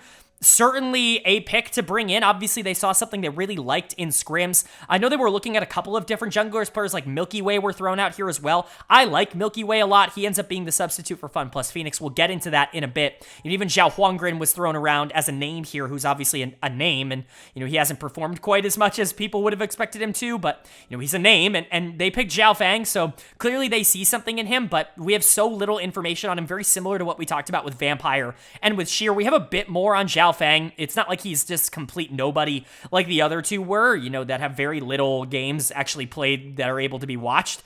We can see some of the traits that he has. It's just they're not great traits. Like, he seems like a fine prospect at this point, but certainly not somebody that I would expect to be able to come into the LPL and do well immediately, especially for a team that ostensibly surrounding him is a playoff team, right? You have Cube, Angel, Abel, and PP God. That's a playoff team, if a bottom playoff team, right? Maybe not a star playoff team, but Zhao Fang is certainly a major question mark. If he can come in and be solid in year one, if he can be, better than I'm expecting him to be, I think this team could definitely be a middle-tier playoff team. I certainly think that they can be better than some of the teams that have some major question marks around them. Their floor is probably a little bit higher than even some of the teams we've already talked about, like EDG, but I think their ceiling, is certainly questionable. If Zhao Fang is, bad, that's bad. That's really not good. Jungle's too important in this meta, and especially going from Aki, who was, who had a complete career year last year, to Zhao Fang, it certainly does raise some question marks. And so, if he's going to be good, that's great. I'm just not predicting that. And I think more realistically, this is going to be a lower tier playoff team, maybe even a non-playoff team. I like a lot of the players. I just don't know if they have the star top end talent to be able to push them over the top. But if Jungle is better than I'm expecting, and if Angel can repeat, if Cube can bounce back, if Abel continues his growth, OMG could be relatively interesting this year. I would expect them to be a little bit less interesting than they were in 2023, though. Moving on to number 8 in this video. Again, this is a really interesting offseason. This is a team that I think got a lot better this offseason, but still some major question marks. Still a team that very much could struggle next year if things go wrong, and that's Ninjas in Pyjamas. I really like what they did. They went out and upgraded their top side immensely, even from a pretty good top side last year. Definitely the strength of the team. They went out and got an even better one of the best in the entire league, if everything goes right, which I think it should, at least for topside, but their bot lane is the exact same, and their bot lane was the thing holding them back last year, and so it's certainly going to be a question on whether or not they're going to be able to perform at a high level, but I think at the very least, it's certainly interesting, and clearly the players on this team have some faith in playing with each other, which we'll talk about, but their lineup is looking like, or last year it was Invincible, Shadow, Angel, Photic, and Zhuo, and in 2024, it's looking like Shanji in the top lane, Aki in the jungle, Rookie in the mid lane, Photic at AD carry, and Zhuo at support. I like this, kind of grouping of players. I think obviously bringing in 2 players from OMG, the 2 players that performed the best last year, is a positive in my opinion. I think you've got a lot of good things to talk about when it comes to Shanji and Aki. I think Rookie obviously is a huge household name at this point, one of the greatest of all time, probably coming off of his worst split ever, but, still a lot of room to grow, and he specifically chose to go back to this organization, even without knowing who else he was going to play for. And then obviously he has a lot of faith in this bot lane because he's played with Photic before, and, Photic had his best split when he was playing off of all the pressure that Rookie was creating in the mid lane, and so there's reason to believe that this team is going to do better next year, but there's also question marks, and that's got to start with, Photic and Zhuo. Photic's easily coming off of the worst year of his career. I don't even think that's all that up for debate. He graded out really, really poorly for me last year. Obviously, we do grades on this channel throughout the year. We cover every single game, and, in terms of grades, he graded out as the worst player in the LPL last year in the summer split. That's how detrimental he was towards Ninjas in Pyjamas. That's why Angel and Shadow's grades were so high, because it did feel like they were compensating quite a bit for bot lane losing very, commonly. They did get a lot of resources, especially down the stretch of the year. They tried to stem the bleeding in that side of the map a lot more, and Photic's always been a player who has kind of needed a lot of resources in order to be valuable. That's kind of what he was for Victory 5 in 2022 as well. People tend to forget that. He was very much the lane that they fed resources over and over again, but he's going to get a B- grade for me now because this has got to be somewhere in the middle, right? He was a B player probably in 2022, somewhere around there. I thought he was overvalued, kept talking about how the mechanics and the eye test just don't match the statistics that he's putting up, and I expect regression once a lot of the good players on the team start to move around and when this team gets a little bit less talented. That's exactly what happened, but last year even feels like an outlier, right? Like, he was miserably bad last year.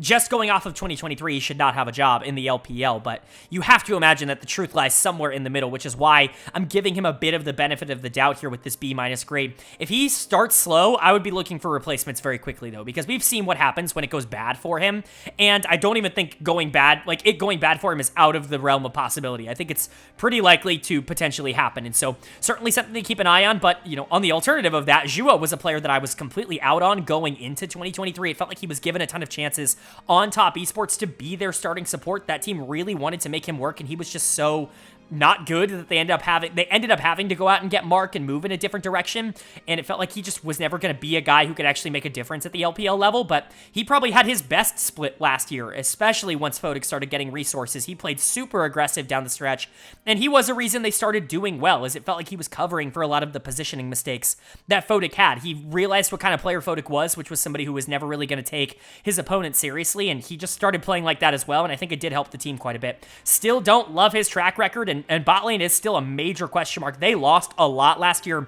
as a duo, but if they're just average, like if they're a league average bot lane, you can be a middle to close to Worlds team. Like, genuinely, there is enough upside on the top side of this map where if you get a league average bot lane, then you can do some real damage in this league, and that's, I think, what you're hoping to get out of Photic and Zhuo. But the changes, you're bringing in Shanji and Aki over from OMG. These were the 2 players that played the best for this team last year.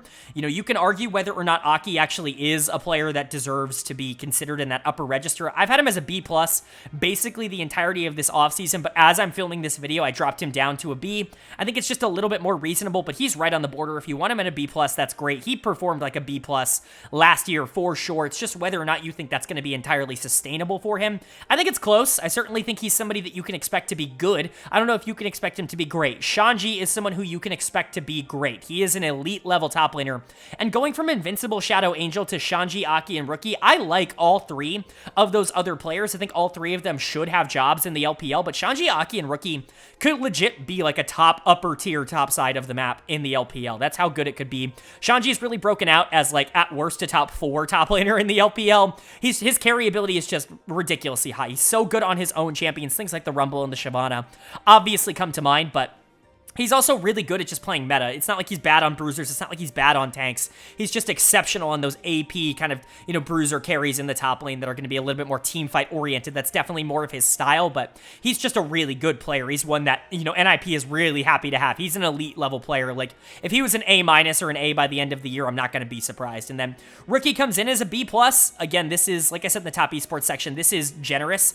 This is definitely more of a prediction because he was not a B+ last year. He was closer to a B- last year in terms of the results that he gave. He was one of the big reasons why top esports did not end up making Worlds. And I know that's crazy to say because it's Rookie, but the performances just weren't there. But it's Rookie. Like, in that same vein, you can expect him to be better this year, especially because he chose to come back to this organization. Clearly, he liked playing for this team and for this org in 2022, and he wanted to come back here. He didn't know that they were going to have Shanji and Aki. He just knew that he wanted to play for them, and they built a good team around him. And so I have faith that he's going to get a lot closer to this B+ level performance, to that top 5 mid laner in the region kind of status that Rookie honestly just has had his entire career.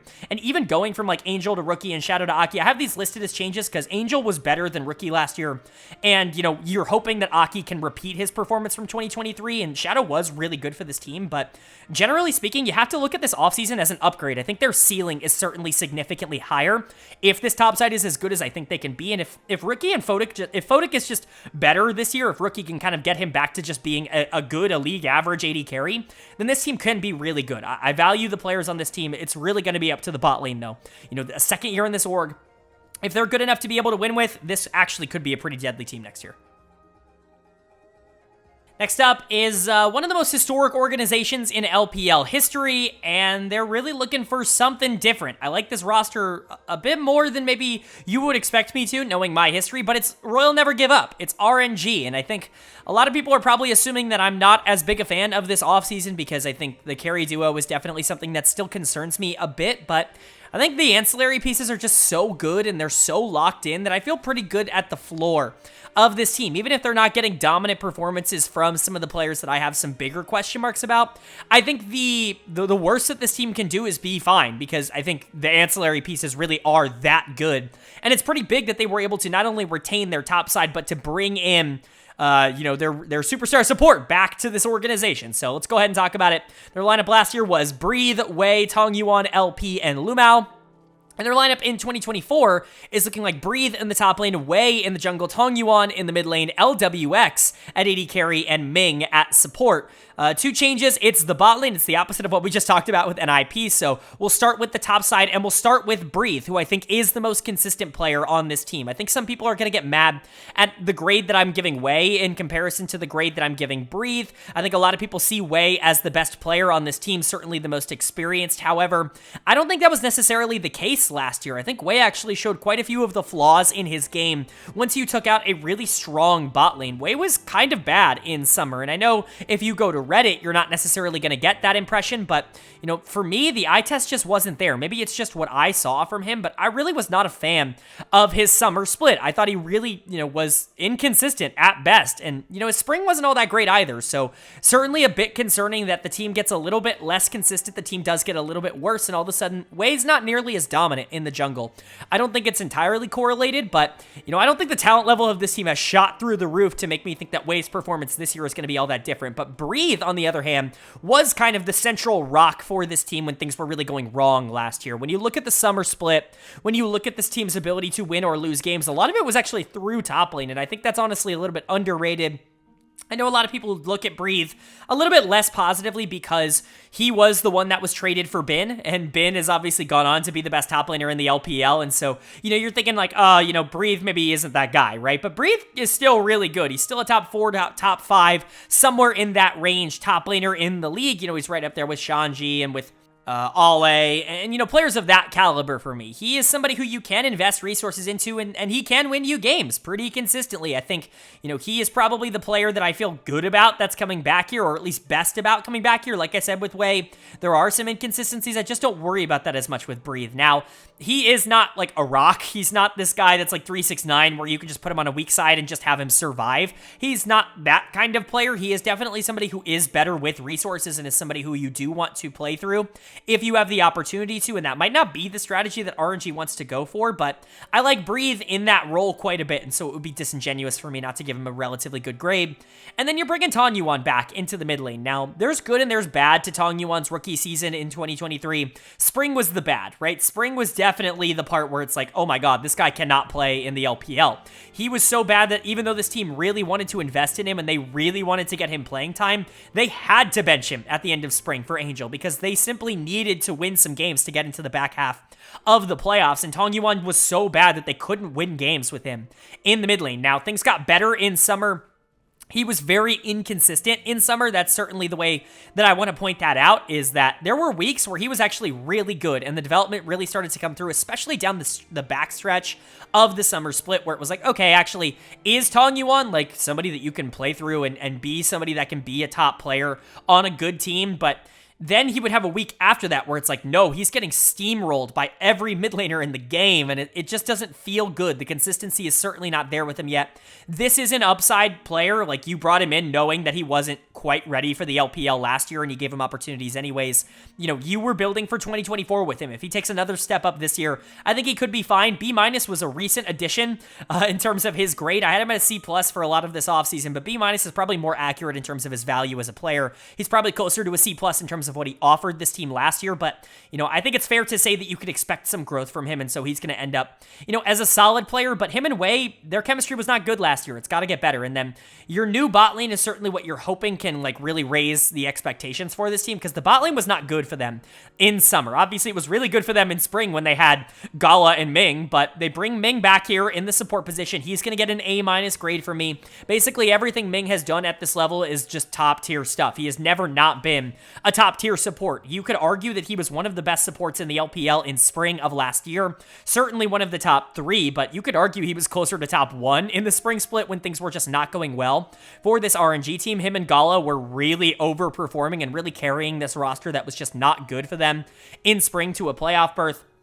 But, Ming didn't want to do that in summer, and I totally get it. There were rumors that he was going to go to Top Esports, that he was going to play with Jackie Love. Didn't end up happening. They played Mark the entire split, and there were rumors that he was going to go to Top Esports and play with Jackie Love this offseason. But again, doesn't happen. He comes back here to RNG. This was his decision. This is a major upgrade. Getting Ming back over Lumao. I don't hate Lumao as much as some other analysts do. Some people talk about him like he's unplayable at the LPL level. I don't think he is at all, but Ming is 1,000% a major, major upgrade. One of the clearest cases of an upgrade we've seen so far in this video, in my opinion. And then you're going from LP to LWX.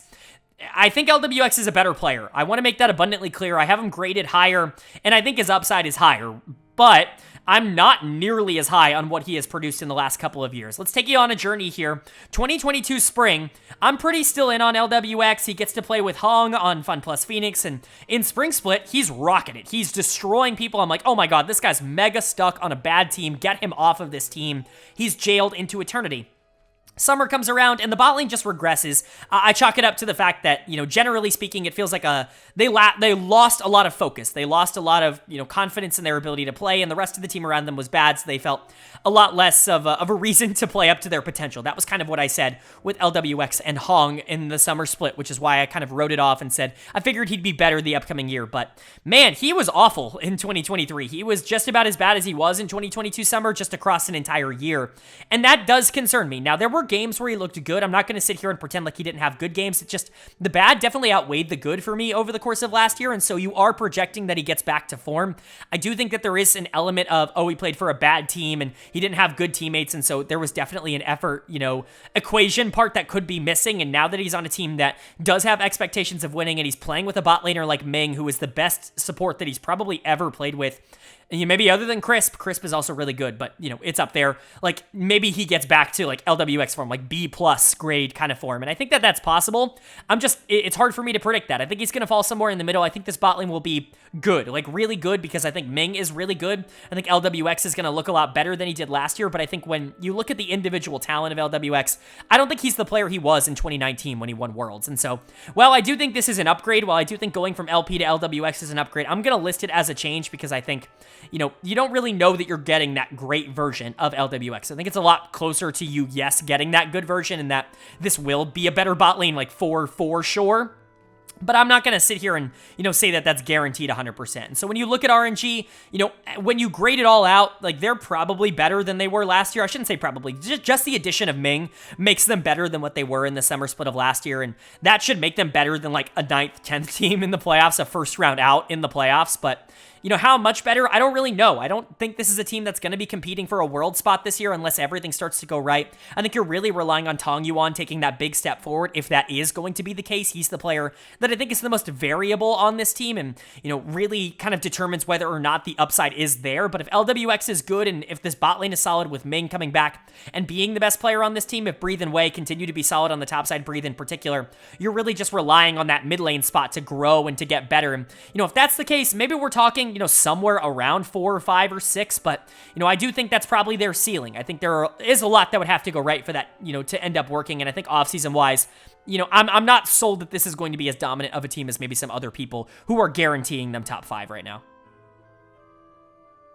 And now we get to talk about the final playoff team from last year in summer. It is the team that finished in 10th place. It is Team WE, and man, their offseason was actually really intriguing to talk about. There were a lot of interesting things going on with this team this offseason. They really went for, I don't want to say a complete overhaul, but they certainly wanted to go in a different direction. The player that they had been building around in Shanks is gone, and they brought in a lot of veterans because I really do think they want to try and compete this year. Do I think this could be a Worlds team? Probably not, but is this a playoff team? Almost certainly. I really like what they did. I think this is going to be a really fun team to watch, and honestly, it does have some crazy upside if some things start to hit, which we will talk about in just a second. Their lineup last year was, of course, Cube, Hang, Shanks, Hope, and Awandi.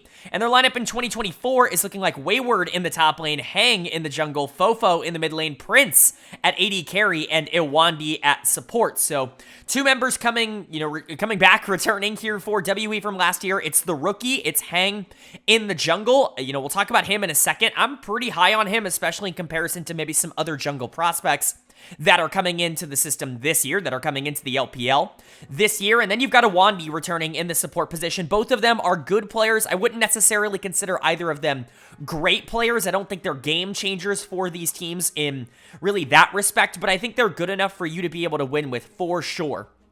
Hang in particular, I think has a lot of upside. He is a very feast or famine player in his current state, but he's shown a lot of ability to be able to win games on his own, which not a lot of junglers at this level have been able to do. He can be a little bit bad in the late game. That's definitely been kind of the scouting report on him, is that he's actually really, really good at getting early leads and being consistent in his pathing and being able to make sure his laners are in good spots early on in games, but being able to close out games has certainly been a problem, especially when he is the one with a lot of the gold on his team. And so that's certainly something I want to see him improve upon, but really that's his only major weakness. He really is already like very good in the early game. And so if he can just get a little bit cleaner in terms of translating those leads into the late game, I think he's going to be just fine as an LPL jungler.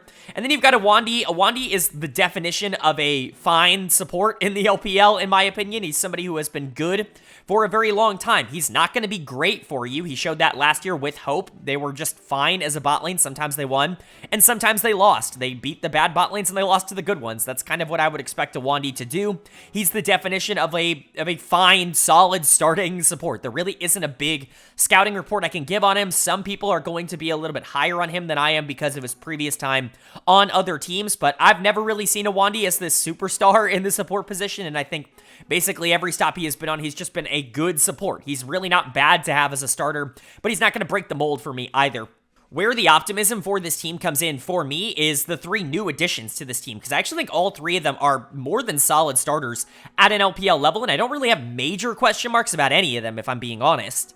I think obviously all of them have pretty different reputations going into this year. None of them really are fan favorites, if you will, but I would say I'm significantly higher on all of them than the general consensus. So we'll start with Wayward. We'll start with Squidward up on the top side of the map. I always thought Wayward got a bad rap. Like, he has bad games. I'm certainly not going to deny that. He's not a top 5 top laner in the LPL. He's just never going to be that. He doesn't have the mechanical skill to be able to go up against the best of the best in the world and be able to, like, actually deal with them regularly, but he's certainly not a bottom 5 top laner. Like, I don't think he's going to hold this team back. He's a solid B grade for me. There's going to be games where he's very solid, and honestly, he won games last year for Top Esports. They weren't a lot of games, and it certainly didn't happen regularly, but he is not this massive negative that I think you would think he is if you looked at, like, Reddit and you know, Twitter and things like that. I think it's very similar to me to the reputation that Morgan got when he was on Hanwha Life many, many moons ago. Now he's very loved by the community on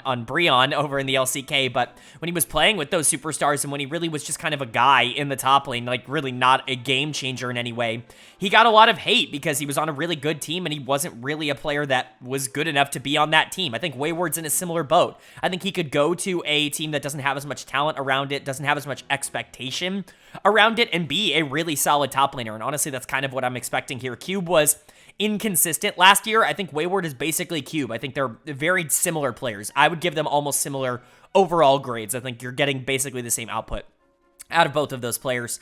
And then you bring in Fofo into the mid lane. Fofo had a very underrated year last year for EDG. I saw a lot of people saying that he was the definitive weakness for that team, that him and Mako were the only reason that EDG wasn't going to Worlds, yada, yada, yada. There is truth to the idea that Fofo is a bit of a one-trick, or was a bit of a one-trick last year, but Fofo's been consistently very good at this level for a very long time. It's not, you know, like he's never been an all-pro caliber mid laner in the region before, even for teams that haven't necessarily had the same kind of talent around him. You know, remember that Rare Adam team, I believe, in 2021, where he was just the carry of that team. He brought him to top 3, and, you know, they just barely missed out on Worlds. Like, he's been a very good player at this level. You know, off the rift stuff aside, he's always been very reliable, and I think he's going to come into WE and be pretty reliable for this team. He's a, you know, top 7, top 8-ish mid laner in the LPL, and you can live with that, certainly, if you want to be a team that can compete for an upper tier playoff spot, you know, be a 5 seed or a 6 seed. I think Fofo's definitely the kind of mid laner that can pretty easily get you there if he synergizes well with Hang. And then the player I'm most excited about, especially as an upgrade here, is Prince coming into the bot lane. Now, a lot of people might be frustrated to see this listed as an upgrade because Prince really did not have a great end of the year with FlyQuest. He certainly underperformed in his time in the LCS down the stretch, but first of all, his spring split in the LCS was everything that we could have wanted out of him, and then some. He was really good for that FlyQuest team. He was constantly dominating people mechanically. I think he just got a little bit, I don't want to say lazy, because that's not necessarily the word I want to use, but he was so much better than everybody else that he was playing against in North America that I think it kind of became trivial to him. He was taking fights and engages that he shouldn't, and he was kind of playing a little bit ego heavy in terms of what kind of game plan he was going for, and I don't think that's going to happen here in the LPL. Remember, a year ago we were talking about this guy as like a potential top 5 AD carry in the world, not just, you know, in the LCS or whatever, right? Like, he was coming over from Live Sandbox where he was the runner-up to the MVP in that season. He was really, really phenomenal the last time he played in a major region like this, and there's really a lot of reasons to believe that that's the norm and that's not an outlier, right? He was really good for FlyQuest until he turned his brain off. The mechanics have always been there. I'm expecting a bounce back from him. I think B is probably, you know, kind of the floor of what I'm expecting. I think he will be one of the more interesting AD carries in the LPL this upcoming year. I'm not going to guarantee it, which is why I only have him listed as a B, but I feel pretty confident that he's going to be better than what Hope was for this team last year, which was, again, just a guy. Sometimes he won lane, sometimes he lost lane. It really wasn't consistent at all. He was never really able to take on any of the best AD carries or any of the best bot lanes in the league, and there were some games where, you know, WE's bot lane was definitely a hindrance towards them being able to win because Shanks was doing so well in the mid lane. And so I think this is actually going to be an upgraded bot lane for WE. I think Fofo is going to be solid in the mid lane. I think Wayward is going to be solid, basically exactly what you had in Cube in the top lane. And if you're getting another year of growth out of Hang, like, this actually could be a really good team. They showed signs and, you know, growth development over the last year, and I think this could be the year where, you know, all of it kind of comes together for them to be the number 5 or the number 6 seed in the LPL. I could also see this not going well sometimes when you put a bunch of veterans on a roster, especially in a region as stacked as the LPL. If the synergy just isn't there, if the dynamics just aren't there, it could be a bit of a problem, and they could bottom out to like 14th or 13th or something like that. I think that's realistic, but I would more so expect this team to actually be competitive. It's kind of risky to move in a direction like this because there really isn't a lot of, you know, guarantees, but if things do go right, I actually think this team could be pretty good next year. And now we get to move on to our non-playoff teams from 2023, or at least in the summer split of 2023. And coming in the 11th spot is a pretty interesting roster in FunPlus Phoenix. This is a very weird offseason for them because it kind of feels like they're stuck in between wanting to rebuild, wanting to build around their core, while also wanting to be competitive this year. And I don't necessarily think it's landed them in a spot where they're going to do either. I don't think they have a ton of upside or potential on this roster outside of a couple of players that I think, you know, are kind of interesting to look at in isolation, but I also don't know if they're going to be good enough to actually compete for one of those playoff spots. I think they're just kind of somewhere stuck in the middle, and I really don't know if that's the direction I feel good about them going in. So let's talk about it. Their lineup last year was Xiao Laohu, Hacker, Care, LWX, and Chocho. Bonnie was a part of the roster as well, but this was the main 5 that they ended up playing, and their lineup in 2024 is looking like Xiao Laohu in the top lane, Moyan, I think, starting in the jungle, Care in the mid lane, Dectum at AD carry, and Life at support. They do have a 6th man here in Milky Way that they brought in, 2 LDL junglers that I think do have some upside and some potential. I think it's really good to give yourself a little bit of a backup plan in case one of them isn't good, which I will talk about as we go further along. But let's talk about, as per usual, the 2 members that are staying from last year. It's going to be the 2 solo laners, Xiao Laohu and Care here. Care is the core, I guess, of FPX at this point. I think it's fair to say that he really is the one that they have been building around, although Xiao Laohu has been here longer. Care is definitely a better player and certainly has been better for a longer period of time. I like Care. I don't think he had his best year in 2023. I don't think it was miserable for him either. I think he was kind of closer to being just a guy in year, what was it, you know, I guess 2.5 for him on FunPlus Phoenix here, but I do think he has some upside. 2022 was really fun to watch from him. I think that there were a lot of moments where they were playing through him in the mid lane and he was actually looking really solid, especially towards the back half in 2022. Things weren't quite as dominant in 2023. He was, again, a lot more, I guess, of a secondary player here. They played more towards topside, which I thought was a really interesting decision for this team to do, which we will definitely talk about, but I think Care is definitely a fair retention here. I don't think he's going to be a superstar, but he could be a player that's on the same level, like I have him graded, as a lot of the other mid laners that we've talked about. There's a big cluster in terms of LPL mid laners around that B mark where they're certainly valid enough as starters. You can certainly play them and not feel horribly about it, but I don't think they're superstars and I don't think they're going to be breaking the mold. That's, I think, where Care has kind of fallen into. You can win with Care. You can be a top 5 or 6 team with Care in the mid lane if you have really good talent around him. The question is, do you have that? You're retaining Xiao Laohu in the top lane. I think, ironically enough, he probably had the best split of his career last year in summer. I was out on him. I was completely out on him. I was ranking him as the bottom 1 top laner in the region. You know, basically, there really wasn't anybody outside of BuBu that was even remotely on my radar for being worse than Xiao Laohu in the top lane, because it just really felt like he was given chance after chance after chance with this organization, even when they did have good teams surrounding him, and he just never was able to live up to it. They finally did start investing into him, into the top lane, in terms of putting him on carries and giving him jungle attention last year with Hacker.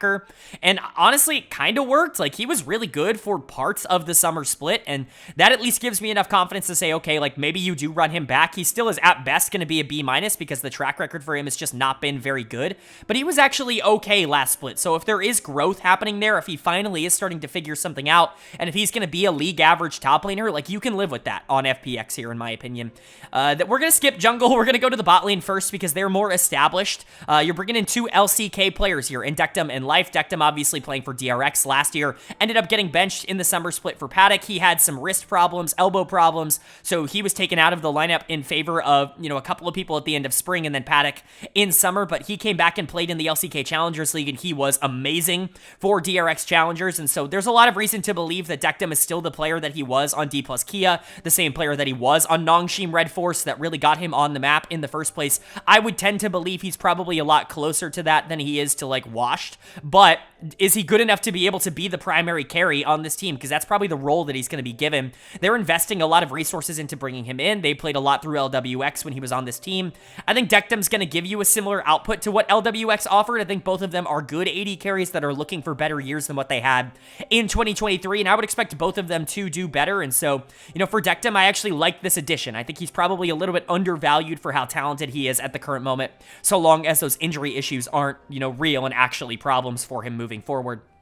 And then you've got Life. Basically, I'm not going to say the opposite, but a bit more concerning coming in here because he really was super stable before last year. He was somebody who was really good on Gen G. He was amazing for KT Rolster when he played for them in 2022. He really helped unlock aiming and really, get the best out of him as a player, kind of get his confidence back in terms of being able to lane early on in games. And, when he went to Hanwha Life last year, I was like, oh my god, him and Viper could be like one of the best bot lane duos in the world if everything goes according to plan.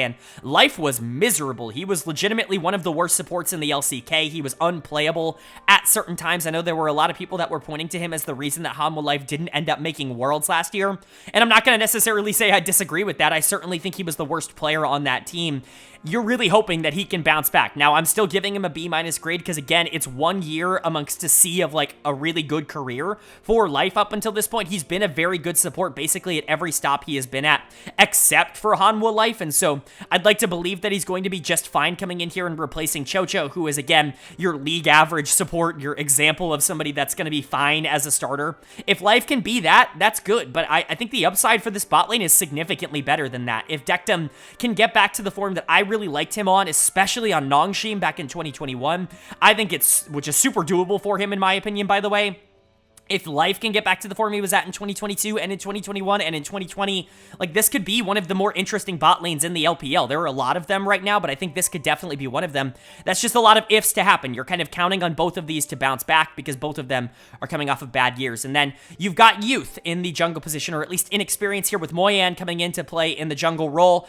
He played for Max, and Max was the best team in the LDL last year, and so maybe Moyan's really, really good. Well, watching the tape, he really was one of the smaller parts of that team, in my opinion. There were a lot of really good moments coming out from their laners. The laners were winning really consistently in isolated 1v1s or 2v2s. Now, Moyan was doing a really good job of establishing pressure in those circumstances, but I'm not sure I'm going to expect him to come in and be a star. There is another jungler that is coming into the league from the LDL that I feel pretty confident is going to be very good from moment one. Moyan isn't that guy for me, but I do think he is good enough to be able to be given a shot. Like, for sure, he is somebody that deserves an LPL opportunity with what he showed last year. Now, like I said earlier, they also brought in Milky Way. If Moyan is bad, I really like the idea of taking a punt on another LDL jungler that was really successful last year in Milky Way, and I think one of them should hit, right? Both of them are talented enough that, I would expect one of them to be good enough, and so if Moyan is winning that job right now, great. If he's really good, great. If he's not good, hopefully Milky Way is good, and if Milky Way is good, great, right? I like the idea of taking a punt on two really young, LDL successful junglers that you could potentially build around. But like I said, that's really the only youth movement you're going for here. You're looking for a lot of bounce back. Xiaolahu has to be able to keep up the form that he had last year. Care has to be able to kind of continue to be a pretty solid mid laner, which I think is pretty expected. I'm not really worried about Care. And Dectum and Life are really the thing that's going to flip whether or not this team season is going to be successful or not, in my opinion. If you can successfully play through them, if they're going to be consistent throughout the rest of this year, then I think this team actually has some upside that maybe, other analysts aren't necessarily predicting. I like Dectum a lot, but, if they're just fine, like if they're just a mediocre bot lane, if they're what Hope and Awandi were for WE, no flame to them. They were fine last year, but if they're fine, I don't think there's enough talent on this team to be able to get you into that top 10 without them. And so, what is the idea behind this offseason for FPX? I think it's just struggling to stay relevant. I can tell that this team really just wants to be competitive and they want to try and win, but they don't necessarily have the resources or the assets to be able to go out and like absolutely win and get some really top-end talent, and this is kind of the middle. I think they would probably be better off just going for a full rebuild, building around some young LDL talent, but, you know, maybe I'm wrong. Maybe things do work out here. I just wouldn't expect them to be anything other than mediocre again this year.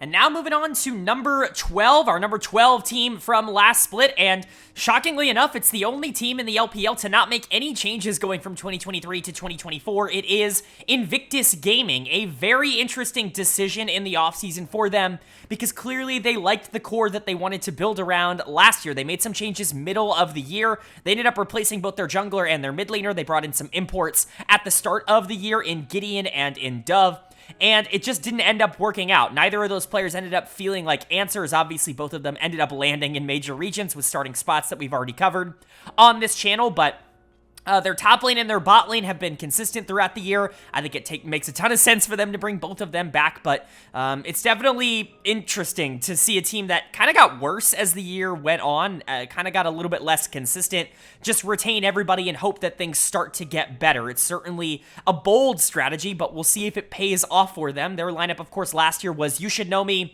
Tianjin, Cryan, On, and Wink, and their lineup in 2024 is You Should Know Me in the top lane, Tianjin in the jungle, Cryan in the mid lane, On at AD carry, and Wink at support. Again, everybody coming back. I do favor these players relatively, at least most of them.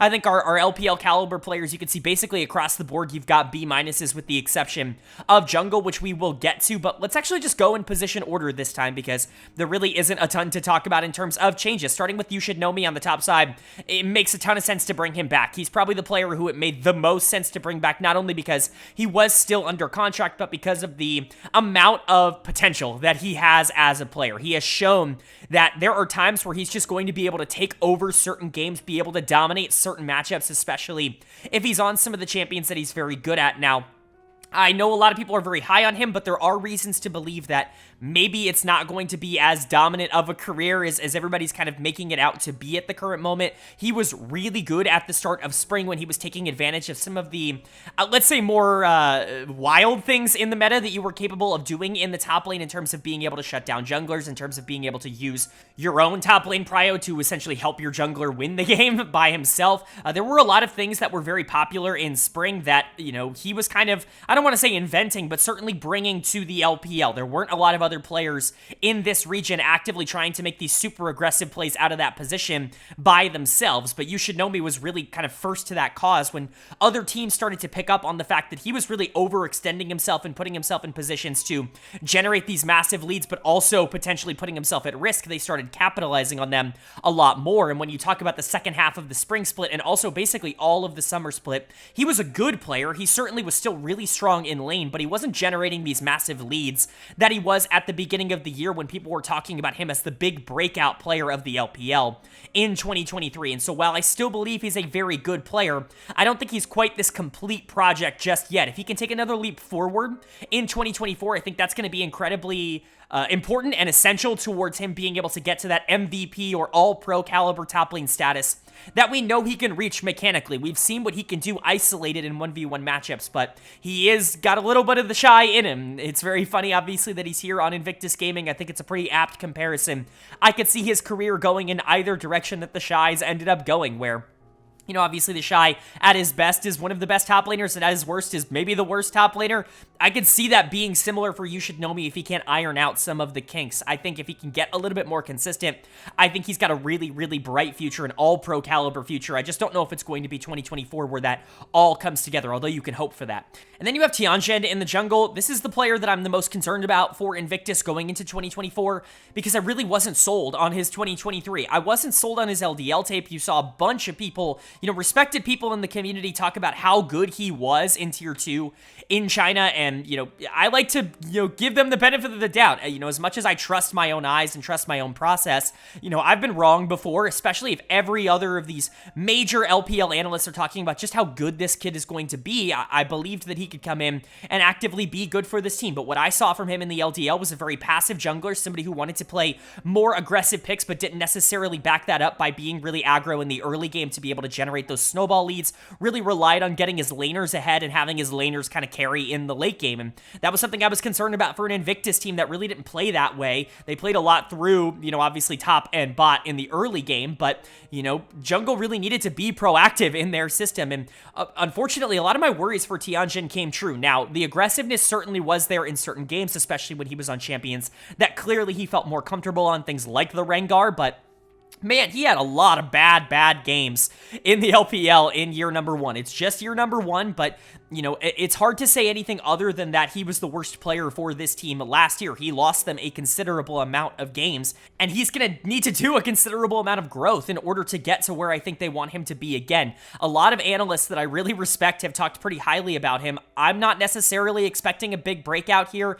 I think this is going to prove to be a mistake to bring him back. That would be my expectation here. I think what he has shown in the LPL and even in the LDL for me has shown that he needs more time in tier 2 because he's just not a very complete player right now. He was probably the worst performing jungler in the LPL in 2023, especially in the summer split. That being, of course, the only split that he played in. But I wouldn't expect this to go well. He's going to get a C grade for me because he's got major question marks. He's one of the players in the LPL that I'm the least confident is going to be a starting caliber player in 2024 that still has a job. And then you've got the bottom 3. I think these are the ones that you feel more confident about. You kind of know what you're going to get out of them. They're the more consistent players. I say consistent, in comparison to You Should Know Me, who's very volatile, and Tianjin, who's very volatile. I think the bottom side of this map is a little bit better at that. Cryan is a solid mid laner. He's somebody who's been given opportunities for top teams. He's played at Worlds before for RNG. Like, we know what he can do. I've always been at least kind of in the corner of Cryan. I think he's a starting caliber LPL mid laner for sure. I don't think he's a star. That's why he gets a B- grade for me, because I think he's just fine as a starter. I'm certainly not going to sit there and cry, pun intended, about him being the starting mid laner for this team, about them bringing him back, but I don't think he's the game-changing mid laner that you need. I think he was certainly better for this team, and there were moments where he was really good. He actually was kind of volatile in summer when he did come in for this Inivctus Gaming team, having good games and having bad games, but I think for the most part, you're expecting that to kind of regress back to the norm that he was before joining IG, which was just a solid player. And then On and Wink are probably the two players that I'm the most excited about when it comes to this roster, because they really showed a ton of growth last year. You Should Know Me, obviously, is the big breakout star, but On and Wink were really carrying this team when they almost made playoffs in both splits, but mostly in that spring split where honestly they both were really good. On in particular, I think, was very good in the spring split, but he was the one who I think took a bigger kind of descent down in the summer split, which is definitely a little unfortunate. I think the aggressiveness wasn't necessarily there, but mostly I don't think he was capitalizing on a lot of the setup plays nearly as much as he was. I'm not sure if it was a confidence thing. I'm not sure if the fact that they did end up missing playoffs in the spring split ended up making him feel like he had to play a little bit, safer, allow the rest of the team to do things. Maybe it's the addition of Tianjin and Cryan, who wanted a bit more aggressiveness in the late game. Like, I don't really know what the problem was, but On was not the same player in summer as he was in spring, and unfortunately, On wasn't very good before spring of last year either, and so I'm trying to meet somewhere in the middle. I'm going to consider him a good starter for now, but, at the beginning of last year, I was calling him the worst bot laner in the LPL going into the year, and, at the beginning of summer split, I was calling him a top 5, top 6 bot laner in the LPL, and so I imagine he'll find himself somewhere in the middle of there, somewhere around, a top 10-ish bot laner in the LPL, and I think a lot of that is because they also brought back Wink, and Wink is someone that they clearly prioritized very highly. He was the first person that they brought back, and really someone that they wanted to bring back, according to reports, at least, and I think it's a pretty good idea. He's gotten better every single split that he has played support. He was miserable in 2022 when he was slotted into that role, essentially because they had no one better, and the fact that they brought him back for 2023 was very confusing for me, because it felt like he was at best a stopgap in that role, because he was truly, like, atrociously bad in 2022, but he was actually really good in 2023. He was really solid in spring, and even when, On wasn't playing nearly as aggressive and nearly as strongly in summer, I think Wink was actually doing a little bit better in terms of the setups. He's just very good at basically everything in the support role at this moment, and like I said, he's gotten better every single split. If that growth continues, if Wink can kind of turn into actually, like, genuinely a top 5, top 6 support in the LPL, like, I think that's a realistic possibility. Support at the top level in the LPL isn't exactly the most, like, guaranteed spot in terms of the players that inhabit it at the current moment. Wink can absolutely make his way into that conversation and be a player that can push this team forward. If On and Wink can be, kind of what they were in the spring split of last year, and you get that performance out of You Should Know Me again. There was a reason this team almost made playoffs in spring. Yes, they kind of collapsed down the stretch, but I think you have a better mid laner, and you're hoping that you can get some development out of the jungle position. I don't have a ton of expectations for this team because they were 6-10 the last time they played together, and they got worse as the split went on. I don't really think that this team is going to be all that competitive, but I can see the reasoning behind bringing some of these players back. I think maybe it's just too safe of an approach for me. And then moving on to number 13 from last split, it was a team that I think had expectations, had moments where they looked good, kind of similar to what we've talked about with the previous two teams, but it just didn't end up working out. They wanted to run back their main core, though, very similar to what we just talked about. This is ThunderTalk Gaming. I think a lot of people were really down on this org just in general last year. A lot of reports coming out about behind-the-scenes stuff, and, in general, the jungle situation. Xiao Huangren was a very popular player, and there were calls that he was getting elo held, etc., etc. There were a lot of, I think, noises that were clouding this team's season just generally overall, and I think it very much affected them on the Rift. A couple of these players, I think, really underperformed their career averages. They wanted to go in a couple of different directions, brought in some young players midway through the year, but mostly retained a lot of the players that they wanted to bring back over the course of the last couple of years. Only one change from the end of the summer split, and that's going to be in the support position. However, I'm more optimistic about this team than I think maybe some other people are. I think the core is better than people think it is at the current moment. At least some of these players I think are better than, a lot of other people think they are at the current moment, and I think I'll go ahead and talk about that here. Their lineup last year was Hoya, Beixuan, Yucal, 1xN, and Yao Yao, and their lineup in 2024 is looking like Hoya in the top lane, Beixuan in the jungle, Yucal in the mid lane, 1xN in the AD carry position, and Chocho at support. I like this. I like the changes that they made, or the change, I guess, that they made here. I think it's going to be a good one because I think you're bringing in some veteran presence here to a team that really struggled with consistency throughout the year, but there are going to be some questions about some of the members that you are bringing back. These players aren't exactly the most established, proven players in the entire world, and so we'll go ahead and talk about it, starting with Hoya in the top lane. Hoya is the player that I'm probably the least confident about on this team. He was really bad in the summer split, one of the worst players in the LPL, and it really wasn't like a part of his norm. He was actually kind of finding a slight career resurgence on ThunderTalk over the past couple of splits. He was pretty good when this team made playoffs in the spring split, and obviously was really good when they, were pretty solid last year as well in the summer split when they really went on that run towards the back half of the year. Hoya was actually a big piece of this team, but he really had his worst split in the LPL by far in summer of 2023, and that's something that you're going to ask yourself, do you think that that's repeatable? Clearly, ThunderTalk does not think that that's repeatable. Clearly, they think that's a bit more of an outlier because they felt comfortable bringing him back here. At his best, he was a really solid top laner. I compared him to a player like ZDZ, who is now obviously on Weibo Gaming. He was a player that isn't going to break the game for you, isn't somebody that's going to completely destroy laning phase, isn't going to dominate a game, but he's really not going to be a problem when he is playing his style. Again, that's all contingent on the fact that he plays better than he did last split, because last split, he wasn't good, even a little bit. He wasn't good really at all, but I think there is reason to believe that he's going to be better this split, especially if the noise is a little bit quieter. One of the players that I do want to spend some time talking about, though, is Beixuan in the jungle. I'm giving him a C+ grade at the current moment because I think a lot of people are going to give him lower than that, and I honestly don't think he deserves that. Beixuan is somebody who I've defended on this channel year over year. 2022 was a phenomenal year for him as a player, and then 2023 happened, wasn't quite as dominant for him. Like, he was, I'm not going to say an all-pro guy in 2022, but he was a top, 5 to 7 jungler in the LPL, especially towards the back half of summer in 2022. He was winning games for the team. 2023 was, like I said, a little bit of a different scenario, a little bit of a different situation, because I think there was just a lot clouding the narrative surrounding him. People wanted him benched all year long. You looked at any thread, any conversation surrounding ThunderTalk, and it was just flaming Beixuan and trying to force the narrative that Xiao Huangren should be in the LPL. Now, I'm not sitting here and saying that Xiao Huangren shouldn't be in the LPL. He's a good player, and, just because he was really bad in his small stint in the LPL last year doesn't mean that he doesn't deserve a shot after being really good at the LDL level for many years. But I think the conversation does take away from the fact that Beixuan is an LPL caliber jungler, and I think C+ is probably his floor in terms of value. I personally, as an analyst, would value him a tad bit higher than this, probably somewhere around the B- range, if it were just me, I do have to knock him down a few pegs because he really wasn't very good in summer of last year. But again, kind of similar to what I talked about with Hoya, there were a lot of circumstances in summer of last year that just went wrong for this team off the rift and just narrative and noise-wise, and I wouldn't expect that to carry over into 2024, at least at the start of the year. And so Beishuan is somebody that I actually have kind of touted as a potential like re-breakout player, somebody that could bounce back in a pretty big way. I'm definitely going to be a bit higher on him than your average analyst. Then you've got UCal in the mid lane. Talk about a hard carry for this team last year. I mean, he was an all-pro caliber mid laner. I think I gave him my third team all-pro slot in the summer split. They were a 5-win team last split, and he was an all-pro caliber mid laner. That just shows you how good UCal was. Every single game that they won in summer was off of mid lane pressure and was off of UCal. He was genuinely one of the best players in the entirety of the LPL, and to see him re-emerge and really maybe even have the best individual split of his entire career, a lot of people are going to point to some of his days in the LCK.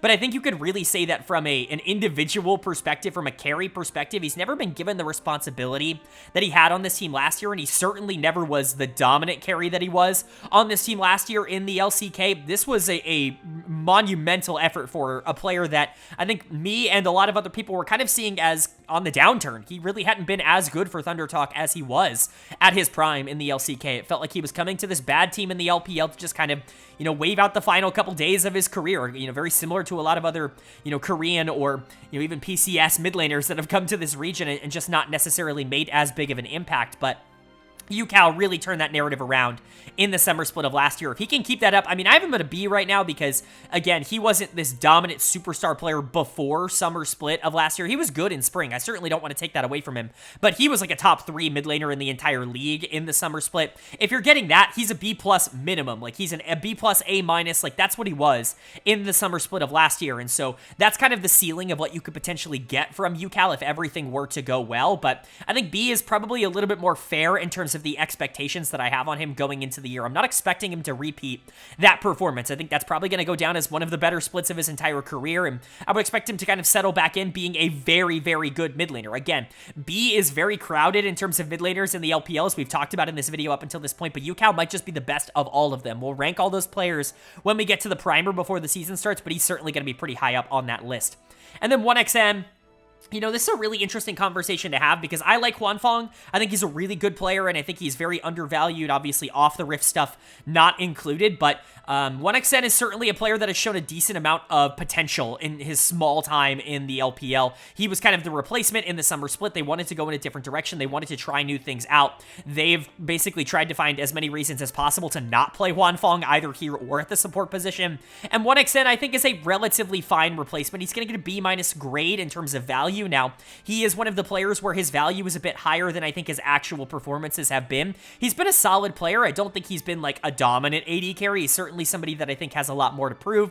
You're going to find a lot of people who are a big fan of him out there. I think in general, LPL fans are very quick to point to young AD carries and say that, oh, these players have so much potential. They're next up. I mean, I think a player like Assume, who we will get to, later in this video, kind of share a similar role in that regard, but he's fine. He's a good player right now. There's a potential for him to take a leap, and I think that it's possible that he does take a leap moving into next year. I think he's better than some of the other, young up-and-coming AD carries that a lot of other people like to talk about on lower-tier teams, but I certainly don't think he's an established superstar. He's somebody that I definitely understand them wanting to bring back. He showed enough in summer of last year for them to give him another shot, but I think there's a world here where he's just a mediocre AD carry, where he's just like on, that's kind of the comparison that I made. I think they play very similar styles. Very funny that we just talked about him in the previous segment. And then, the one change that this team is making is going from Yao Yao to Chocho in the support position. Funny saying that out loud. It's a very funny sentence to say, but I like Yao Yao. He was a player that I actually had on my breakout list in 2023. I thought he was really going to have a big kind of, top 5 support in the LPL kind of year. Didn't happen. He was a lot worse than he was in 2022, and I do understand wanting to move in a different direction. Wanted to give him, again, a bit of the benefit of the doubt because of how good he was at the end of 2022 with that C+ grade, but I understand wanting to get more stability in that spot, especially if you want a younger AD carry to develop there, and Chocho is really that guy. Chocho has been the pinnacle of, mid support at this level, and mid, I mean that in like a non-negative way, like an average support at this level, like basically the definition of somebody that's not going to win you a ton of games, but is also not going to lose you a ton of games, and I honestly think that's pretty valuable here. You have players who can win you games, like UCal is absolutely going to win you some games. Beishuan can win you games. 1xN, if he develops, can win you games. Even he was, winning games in the summer split for them a couple of times. Chocho just needs to be able to facilitate the ability for them to do that. And I think he's going to be a bit better at that than Yao Yao. I have this listed as a change because I do like Yao Yao, and Chocho's not exactly this big game-breaking support. He's just kind of a good support, which is why he gets that B- grade. But I think in terms of stability, in terms of, consistency from game to game, it probably should go up going into next year. And so generally, I think I'm okay with this offseason for ThunderTalk. I'm a little bit more, on the level for ThunderTalk retaining everybody than I am for Inivctus, because Inivctus kind of got worse as the year went on. And though I do like a couple of the players that they did end up keeping around, a player like Tianjin, I think needed more time. A player like Cryan, I think you could have other situations for. I don't think it was, guaranteed for Inivctus to run it back. I think for ThunderTalk here, running back 4 of 5, even though they didn't perform well, I think is more justifiable. First of all, you made playoffs in the spring split, and that was a big deal for this organization. But second off, I think the one change that you did make is actually going to improve, and hopefully you can get some development from the players that you did retain, like 1xN. And so, there's reason to be optimistic. Do I think they're a playoff team? Probably not. There are a lot of really good teams in the LPL, and I think some things would really have to go right, but I think it's more possible for them than it is for some of the other teams that we're going to talk about a little bit later. Moving on to number 14 now, and this is a team that honestly, it's going to be a little bit tough to talk about because I just don't really think that they have been moving in a direction that I understand for quite a long time now. It's a team that I just feel, an org that I feel just hasn't invested a ton into actually trying to make a talented roster. Perhaps they found some diamonds in the rough this offseason, but I'm not sold just yet. It's Ultra Prime, and it feels like year after year after year, I'm consistently talking about Ultra Prime as this team that just isn't exciting. They don't really have a lot of reasons to be excited for the upcoming year. I do at least think that they're trying to find something here, but a couple of these decisions are super questionable, and I really don't know if I can sit here, in this offseason and say that they did a good job. I'm not going to sit here and say that this is the worst offseason they've ever had. I think last year was worse. I think going from, a team that, while it wasn't good, had good players, had Elk, had even something like Cryan, had Elk, it had Cryan, it had even Zoom, who was awful, but at least he was a player, right? Like, you had names on that team. Going from that to what they had last year was miserable, and I think you are maybe getting better this year, but, really, are you? This team was really not good last year, but even they overperformed because they got really good performances out of their top lane, and, I don't know if you're going to get that going into this year. This could be one of the worst teams in the LPL. Their lineup last year was Harry, Ning, Dream, Doggo, and Sword, at least by the end of the year. That was their starting 5, and then their lineup in 2024 is looking like Decade in the top lane, I believe. We'll talk about ZS in a bit, but I think it's going to be Decade. Hacker in the jungle, Yuakai in the mid lane, Doggo at AD carry, and Jwai at support. It might be Jwai, it might be Jway. Let me know down in the comment section below. Again, I don't know how to pronounce it. You guys will let me know, but we'll get to him in just a second. He's part of the optimism I have for this team. There are a couple of players that I do feel good about. We'll get to them in a second, but let's start with the one player that is being retained from 2023. At least they're making changes, and that is Doggo in the bot lane. I'm a little bit higher on Doggo, I think, than consensus. I don't think he's the worst bot laner in the LPL. I certainly think that there are going to be a lot of people that make that argument. I see, a lot of people talking about a lot of these up-and-coming young AD carries, and nobody really mentions Doggo in that conversation because he's been to Worlds, because he was given a shot on Bilibili and it didn't end up working out with that team. But I do think that he's probably in a much more similar spot to players like 1xN and players like Assume than a lot of other people think that he is. I think he's actually a relatively similar player with relatively similar upside. I just don't really see a lot of reason to expect him to be able to break out on a team like Ultra Prime here. I do agree with bringing him back because I do think he was the best player on this team last year that wasn't Harry. And, even Harry was pretty inconsistent. He just showed a lot of positive traits and showed a lot of reason to believe that he could get better, which we will talk about again later in this video, but I think Doggo's fine. I think bringing him back here, he was one of the few players that felt like an LPL player last year, in my opinion. Again, maybe Reddit doesn't necessarily agree with that, but if you watched my analysis of every week of the LPL, I was constantly praising Doggo for his positioning, and I was praising him for his aggressiveness, which is just not something you see out of a ton of AD carries that are on bad teams. You see them play safe and scared a lot, and I don't think Doggo was doing that. So I don't really mind bringing him back again. Not a game breaker, not a game changer, but I think without the shackles of Sword Art as his support, who was just generally miserable last year, I think Doggo's actually primed to have a better year. We'll talk about his partner now, actually, instead of going in, you know, a top to bottom order. We'll talk about Jwai. That's what I'm going to call him. If it's Jwai, again, let me know down in the comment section below. I will change it for the weekly reviews and for the primer and everything, but this is the reason for optimism surrounding this bot lane, because I think he was actually really good in the LDL last year. He's been playing in the Bilibili system. He played for BLG Juniors last year in the LDL and throughout the entirety of that circuit, and he was probably the best support in the LDL, at least in terms of the tape that I was able to watch. He was ridiculously impressive. I was kind of blown away with how good he was, which made me really surprised to see him go to such a bad team and such a bad org. It's good to see him playing in the LPL because I think he's a player that could generally make an impact, but you know, I don't necessarily think he's going to come in and dominate, and I think that's kind of what this team would need. I think if you're looking for positives, though, this bot lane generally could be a positive. If Doggo is, you know, as good as I think he is, which is, you know, a C+, B-, you know, caliber 80 carry, somebody who you can play at the LPL level and not feel awful about, I think Jwai could come in and be really solid, like be a solid support that ends up being a positive for this team overall, and this gives them a lane to potentially play for. I'm going to list it as a change going from Sword Art to Jwai because, you know, Sword Art at least has experience, and this is somebody that's never played at the LPL level before, but this is more than likely, in my opinion, going to be an upgrade for this team. Sword Art was the single worst player in the LPL last year, maybe outside of Tianjin. It certainly was close, but Sword Art was certainly making a strong case to be in that conversation.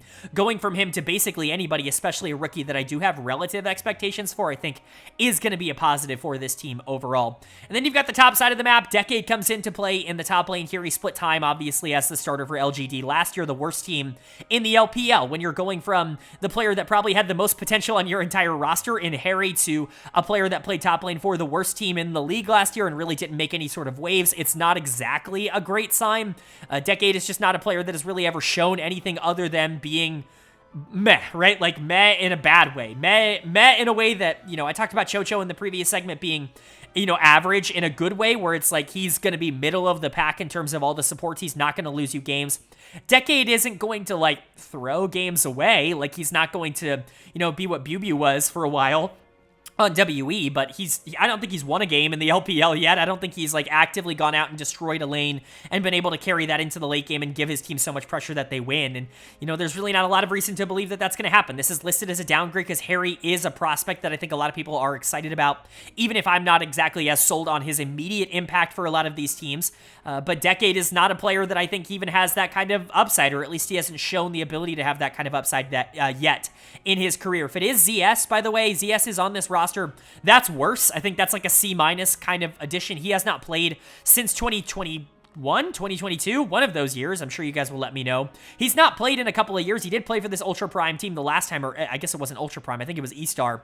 Last time he played for this team, and he wasn't very good then, and he hasn't played in a while. I don't really see a lot of reason to believe that he's going to be good now, but, you know, if Decade is the starter, which I imagine will be the case, then at least you have some theoretical upside. People have talked about him potentially being good in the future. I just don't see it. He's going to get a C grade for me. And then you're in the jungle position and you've got Hacker.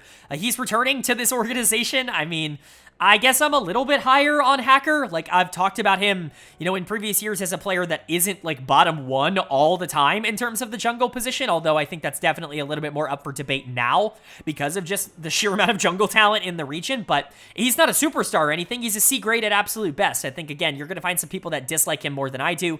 He's won some games in the past year or so, even on FPX last year where he wasn't very good. He was winning games, but Ning was also not very good for this team last year. He was super hit or miss. He was the definition of a volatile jungler.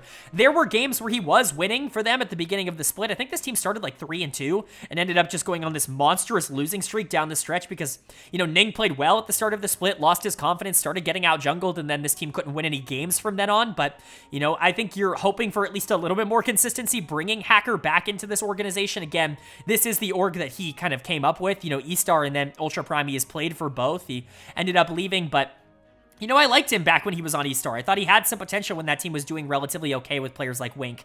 And so there's reason to believe that maybe he could come back here and be like, fine, be a C+ player, but I think that's maybe optimistic. I think he's going to continue to be a bottom 3, bottom 5 jungler in the LPL, and I think that's kind of what you're bringing him in to be, is not bottom 1. Hopefully that ends up being the case for them.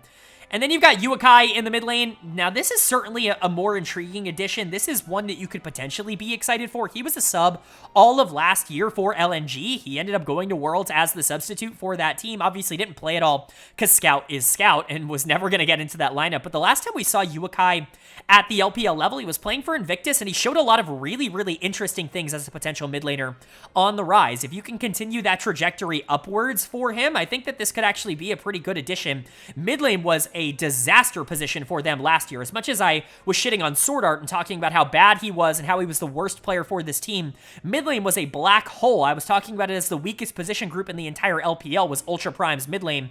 You know, whether it was Ching at the beginning of the year, whether it was Dream when they brought him in, basically whoever was playing in this role was playing absolutely miserably, and so you're hoping that that doesn't happen to Uakai. You know, there's reason to believe that maybe he's not fantastic, because if he was, you know, he was a sub for LNG this past year, he got to work really closely with Scout, and maybe a bigger team could have picked him up. There were some young mid laners that were picked up by teams that were bigger than Ultra Prime, and you know, you would think Uakai would be higher up on the list if perhaps he was as valuable as he was, you know, a year ago, but there is reason to believe that he could be, you know, much better, quite frankly, than anything even remotely that they had last year in this role, and I guess that's part of the optimism, right? Uakai, Doggo, and Jwai as a 3, I think theoretically could be like a 12th, 13th, 14th best team in the league, but when you look at this unit as a whole, I think there's a lot of reason to believe that this could and will be the worst team in the LPL in 2024. I mean, obviously, there's a couple of teams that are fighting for that. We'll talk about LGD as, again, we get later in this video, but you know, Ultra Prime might hold that spot. Decade is nothing. I mean, Hacker is nothing. Like, Uakai didn't even play last year. Jwai is a rookie, and Doggo, it's not like he has a ton of confidence from a lot of the supporters right now, and so where exactly are you getting your consistency? Where exactly are you getting your confidence from? There's a lot of things that could go right for this team, and I am a bit higher on some of the players on this roster than maybe you will see from some of the other analysts, but at the same time, I also think their floor is the lowest in the league by the largest of margins. I think they have no consistency, and so from an offseason perspective, do I think they did a good job?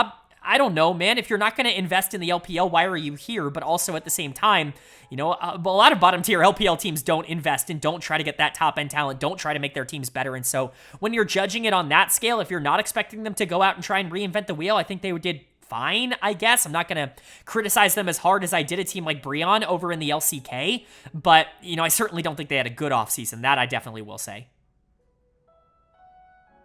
And then moving on now to number 15, and this is a team that I do think actually made some pretty intriguing changes, going from some teams that either didn't make some great ones or didn't make a ton to a pretty interesting one here in Rare Atom. I like this offseason. I think they're certainly at least going for some things, and I think that that is something that you have to respect. I have to respect that an org that has been good in the past, unlike, you know, some of the team Ultra Prime that we talked about before this. You know, Rare Atom at least has some semblance of a history of being a relatively competent team.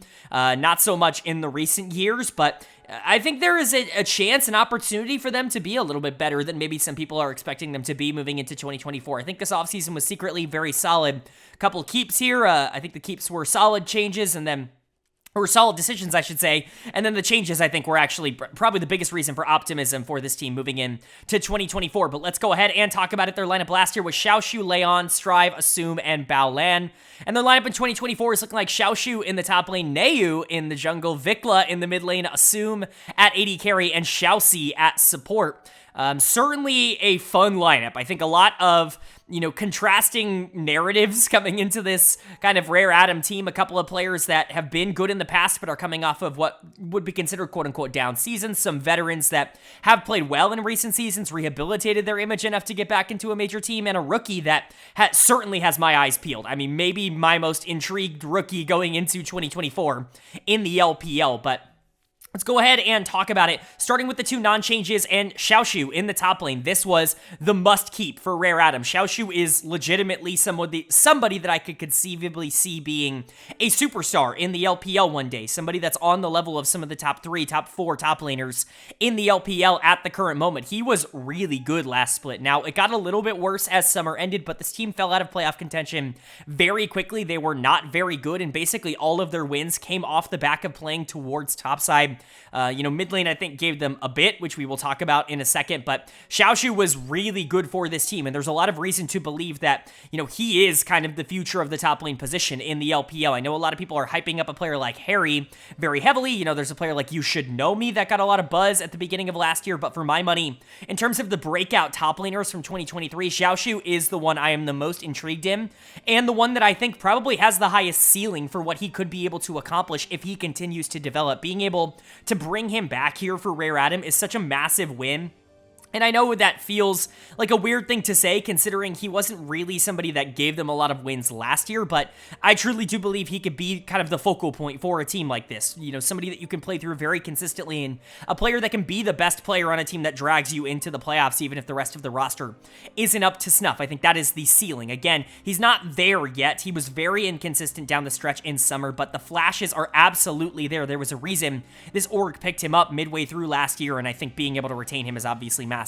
And then Assume in the bot lane, I'm actually relatively low on Assume. I know I've been higher on a lot of the other AD carry, kind of prospects that are in this sphere. Players like 1xN, players like Doggo, who are kind of in the same boat that Assume is. I think you could basically switch all three of those players and you're in a relatively similar situation. Even a player like Kepler, who we'll talk about in just a bit, but for me, Assume has never really stood out nearly as much as, a lot of other people on Reddit would like to make you believe. You see a lot of comments about Rare Adam games about Assume being hard stuck and being the hyper carry for this team. I didn't really see that at all last year. I liked him quite a bit on LGD. I didn't love him on LGD, though. Even going back to the days where people were saying he was hard stuck on that roster, I always thought his hype was just a little bit higher than anything we had actually seen from him at this level. The talent is certainly there. There were a couple of games last year where it very much came out and where you could see kind of the thought process on why a lot of people were super high, but I don't really see any reason to expect him to be a bigger prospect than a player like 1xN or a player even like Doggo, who obviously has been given a bit more chances than him on good teams, but, I think Doggo's a better player right now. I think they're similar in terms of, value grades, but, Assume's fine. He's a decent enough player. I don't think he's going to change the outlook of your team, and honestly, in my opinion, he's the player that I think has the lowest floor of anybody on Rare Adam. He's probably the worst player on this team now, which is good because he was one of the best on this team last year, and that really just shows that I think they upgraded basically everywhere else. So let's talk about it. We'll start with the veterans. I know it's a bit out of order, but we'll start with Xiaoxi in the support position. You're bringing him back in. He played in the PCS last year, ended up making Worlds, which was really good, and he was actually really good at Worlds, which I don't think I and a lot of other people were expecting because his PCS tape really wasn't, outstanding. It wasn't just phenomenal or anything like that. He just seemed like a good PCS support, but when he got to Worlds, he was probably the best player on the Oysters last year, which, or at least at Worlds, and I don't think a lot of people would have expected that. So, I think he's earned his spot back here in the LPL. Obviously, he's played at this level for a long time before, and I've always liked him as a player. I always thought he was relatively good. I don't think he's a superstar, kind of similar to what we talked about with a player like Chocho. I think he fits into a similar mold of that, where I think he's going to be a pretty close to league average support, and you will take that on a team like Rare Adam. This is probably better than what you had last year in Baolan, who is a good fine player. He was a little bit below average as a support last year. Obviously, a lot of people still really hang on to how good he was because people love 2018 Inivctus Gaming, but Baolan is really not in his prime anymore, and that was very clear last year. Very similar conversation to what we had with Ning, although I think Baolan was better than Ning. I think he was just whatever, right? I think you would definitely lean more towards him not being very good, and that's why Xiaoxi, I think, comes in and will probably be at least a bit more consistent, but I don't think Baolan was really all that bad, and you're just kind of hoping Xiaoxi can just be a little bit more of the stabilizing force for a player like Assume down in the bot lane to allow him to continue his growth. This is his third year in the LPL. He's really going to need to start showing some development that I don't think he necessarily has shown as much of as people would want. And then you've got another veteran in the mid lane, and this one is a little bit more controversial. It's Vikla, and this is a phenomenal landing spot for a player like Vikla. I was really hoping he would go to a team in the LPL because his style fits it so well. It's no secret that LCS fans were incredibly mad at me for a majority of last year because of how high I was on Vikla throughout most of the year. Ironically enough, I was low on him coming out of his time in the LCK. I did rank him as the #1 mid laner going into 2023 in the LCS, but that was mostly because I thought that position was incredibly weak. But Vikla honestly outperformed my expectations. He was really, really good in spring. He was miserably bad in summer, or at the very least, he was bad in summer. I still think he gets a lot of flack for things that weren't necessarily his fault in a lot of circumstances, but he certainly wasn't good. He was a bottom 3 mid laner in the LCS in the summer split. But when you look at that spring split, when you look at when that team was actually working, when things hadn't completely fallen off the rails, when you had, good players like Impact and Spica and Prince and Vulcan all, performing poorly, Vikla was really good. He was one of, if not the best mid laner in the LCS in this spring split. He certainly was in the conversation, and he got my first team All-Pro, and so there's a lot of reason for me to believe that,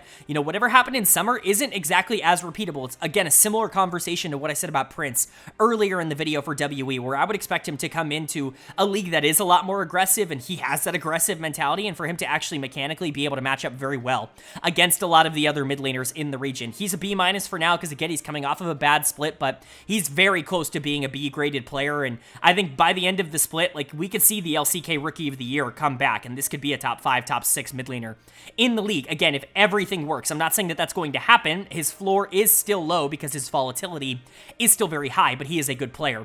And then Nayu in the jungle is the reason I have a lot of optimism for this team.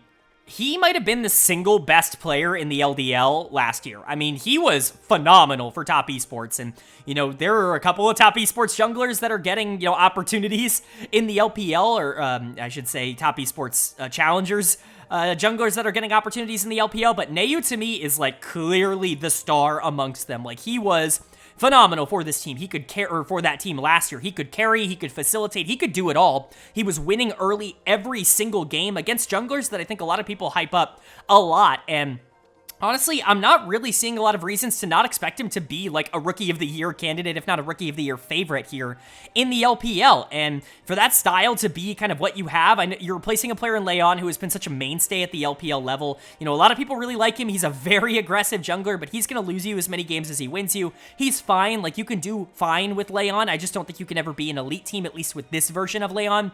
I think Nayu could turn into a top, tier jungler in this league. He's already a B- grade for me, and he's not played a single game in the LPL. That's how highly I value the tape that I saw from him in the LDL. Not enough people are talking about just how good this kid is. Now, again, he's not going to some premier organization that has been able to put out consistent results for year after year after year, but when you look at the construction and the makeup of this team, you have Xiaoshu, who took a ton of steps up last year, was the Rookie of the Year, in my opinion, in the LPL. You have Nayu, who I think could be a candidate for that this year. Vikla, who's, got a lot of reasons to be optimistic about a potential re-breakout for him.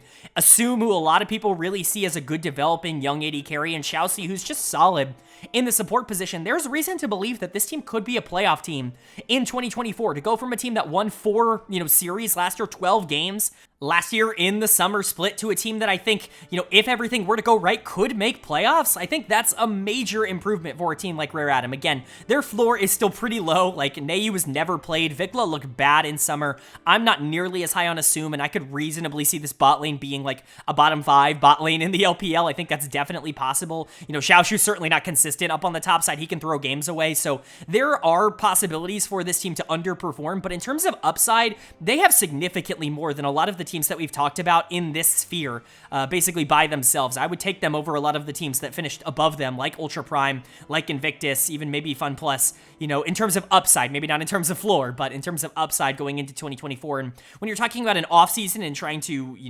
grade and equate that, I think that's a really good thing to say. And now moving on to a team I'm very excited to talk about, an organization that I've gone to bat for a lot of the last 2 years, and it's never panned out for me. Maybe year 3 will be the one. It's Anyone's Legend.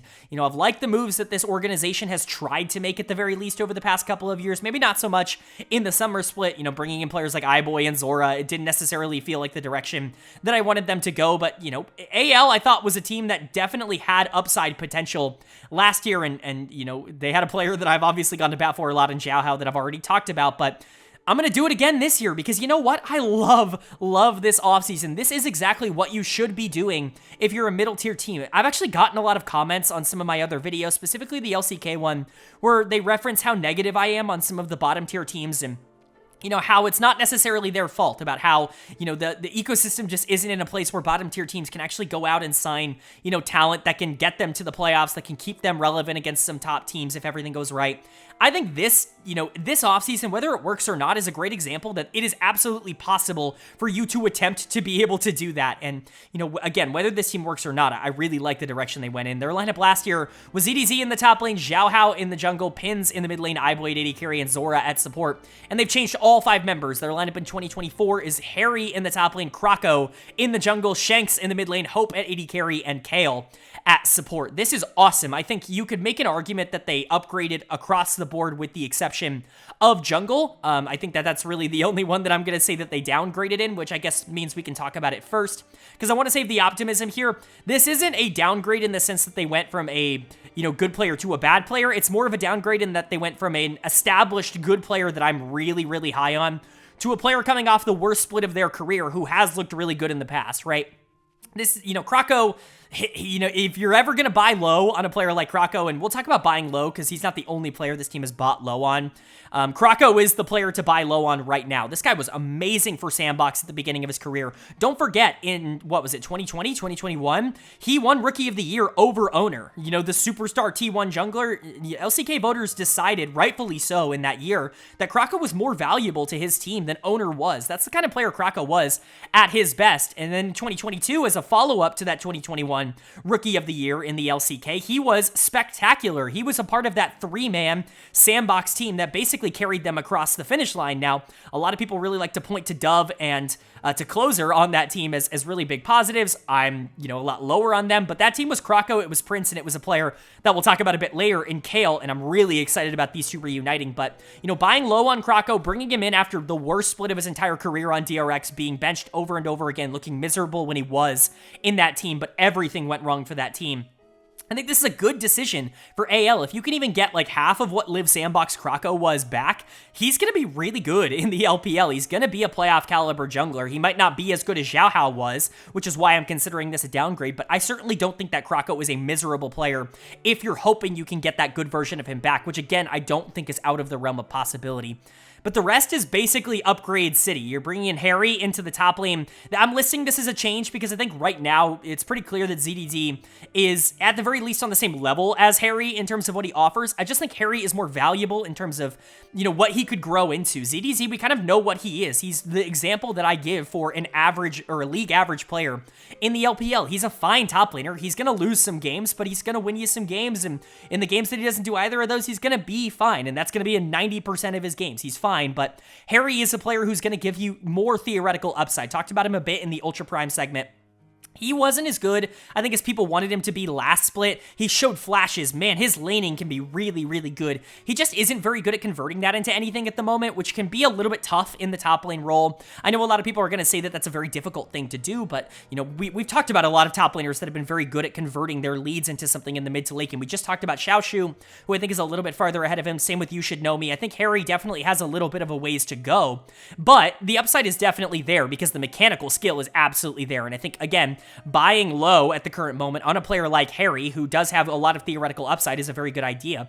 And then you're bringing in some WE players here. Shanks and Hope coming in from last year, a team that did end up making playoffs. I know, they didn't exactly do well in the playoffs, but they made playoffs. And these were the two players that I think a lot of people were drawn to on that team. I think Hope is a little bit more up in the air for me, but Shanks is a home run.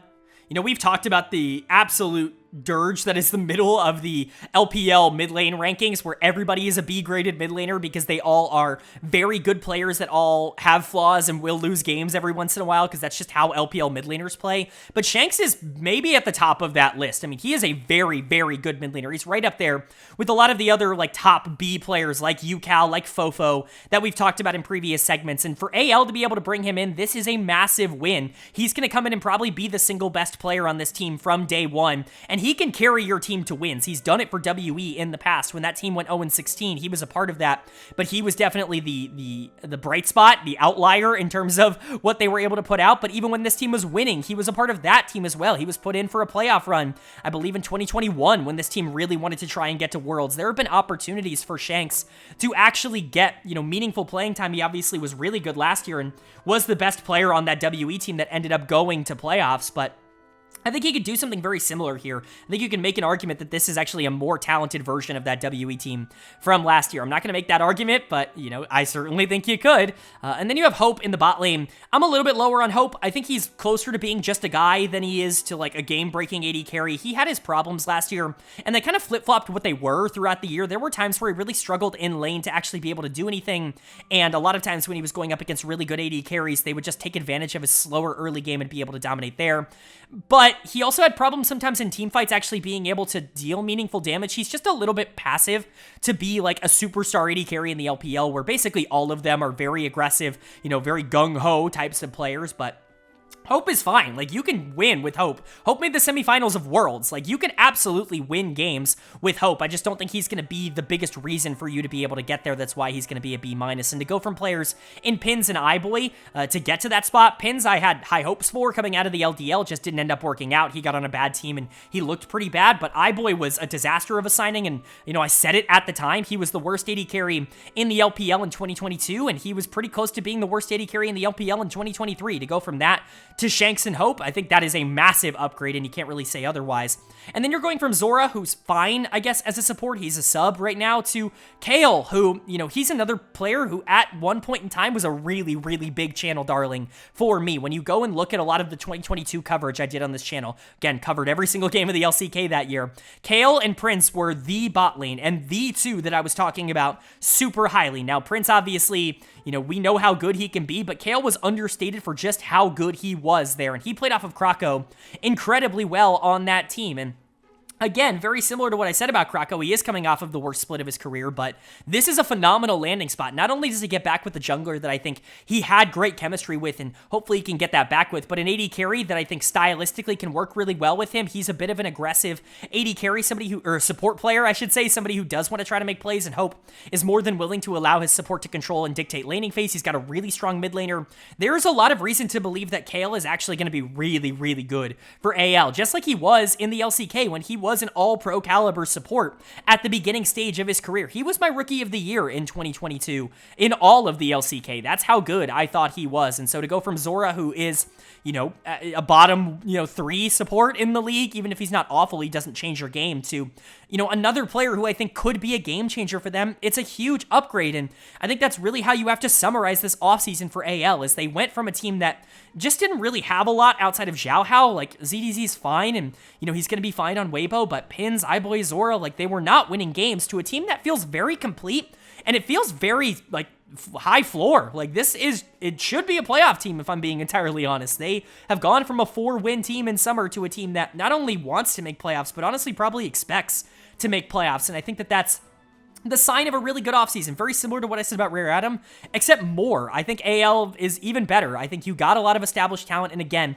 you know, a lot of people in my comments like to point that, you know, bottom tier teams never have the opportunity to go out and get names that are established, and even when they do, it never works out. Well, we're certainly going to see this year for AL, because they did the first part really well. They've done exactly what I've been begging bottom tier teams to do for many years now, and that's invest and try to get a group of guys together that other teams just don't want.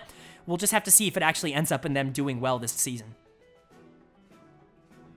And that's going to bring us to our 17th and final team here in this LPL video. Again, very much appreciate you guys sticking it out for this like 2.5 hour long video. If you enjoy it, it really would mean a lot to me if you left a like. But getting into the final team, the team that finished 17th last year, it is, of course, LGD Gaming, a team that has been to Worlds in this decade. I know, pretty crazy to believe that, but here we are, a team that has been pretty much universally 17th since that Worlds appearance. They have not been able to put together a roster that is anything more than clearly a budget roster. These are the ones that I do complain about on the channel, and you know what? It's a little better. It's not. This roster is still pretty bad going into 2024, but I can at least kind of see the vision. You have more than one player that I think might be able to do something this year, and you know what? That's an improvement in my eyes, and so let's go ahead and talk about it. Their lineup last year was Fearness, Meteor, and also it's Fearness or Decade, I should say. They both played, but I put Fearness because he played more games, and I think he's a bit better. Fearness, Meteor, Haichao, Envy, and Jinzhao, and their lineup in 2024 is Bertle in the top lane, Meteor in the jungle, Haichao in the mid lane, Kepler at AD carry, and Jinzhao at support. So 3 members returning, 2 new members in the top and the bot lane. I like the 2 new members, but the 3 members that are returning are certainly question marks. The one that is not is Meteor. I mean, well, I should say it is a question mark that he's returning, because he was too good for this team last year. I mean, they won 2 series in Summer Split, and he was actually pretty good for this team. I'm not going to say that he was a a superstar. I don't necessarily consider him on the same level as a player like Xiao Hao. You saw those two compared a lot over the course of last year because they were on the 16th and 17th teams in the league, respectively, and they both were really good junglers. I think Xiao Hao is definitely a bit better as a player at the current moment, but Meteor is a solid player and somebody that I think could start for a lot of the teams that we've already talked about. Is certainly a bit more established than a lot of the other junglers that we've talked about. A team like Inivctus would love to have a player like Meteor, in my opinion, and I think keeping him around is certainly good here. He is the one that you won through a lot of last year, but there are, concerns when it comes to him. There's a reason that I didn't necessarily consider him as a player that should be going to a top team like Weibo in the offseason. And that's because his champion pool is relatively small. It's really not something I often bring up. In fact, I often push back on the idea that champion pool matters all that much in pro play because generally speaking, teams just don't ban out champions, but Meteor does look a bit different on some champions than others. His Graves is ridiculous, and we know that, but when he's not on some of these marksmen, when he's not on Graves, when he's not on Kindred, I mean, that's really his playstyle, and that's what he was able to really explode on last year. When he was on the other things, he was still really good. He just wasn't great. He wasn't elite, right? He was just having solid performances. I think that's more of what you can expect from him. I think Graves and Kindred are going to be mega bans for this team in 2024, just as they were towards the end of 2023, because there's really nobody else in the team that you want to ban out. And so, for Meteor, I would expect him to be fine, but B- I think is relatively fair, but he could jump up to a B if he gets a little bit back to that well-rounded status that he was on BLG, a couple of years ago. You're bringing about Haichao in the mid lane as well. He's the starting mid laner. He's kind of been here for a little while. He's just he is the definition of a C-graded player, one that I really don't feel all that good about starting in the LPL. Certainly one that I wouldn't be factoring into my long-term plans, but isn't going to, completely collapse your season. I think he's fine.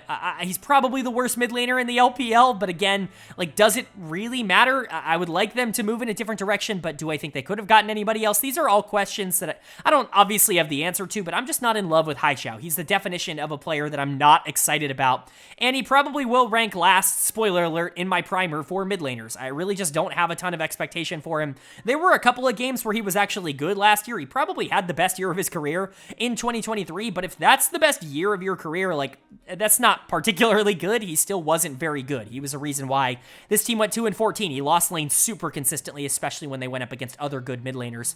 And then you're bringing back Jin Zhao in the support position.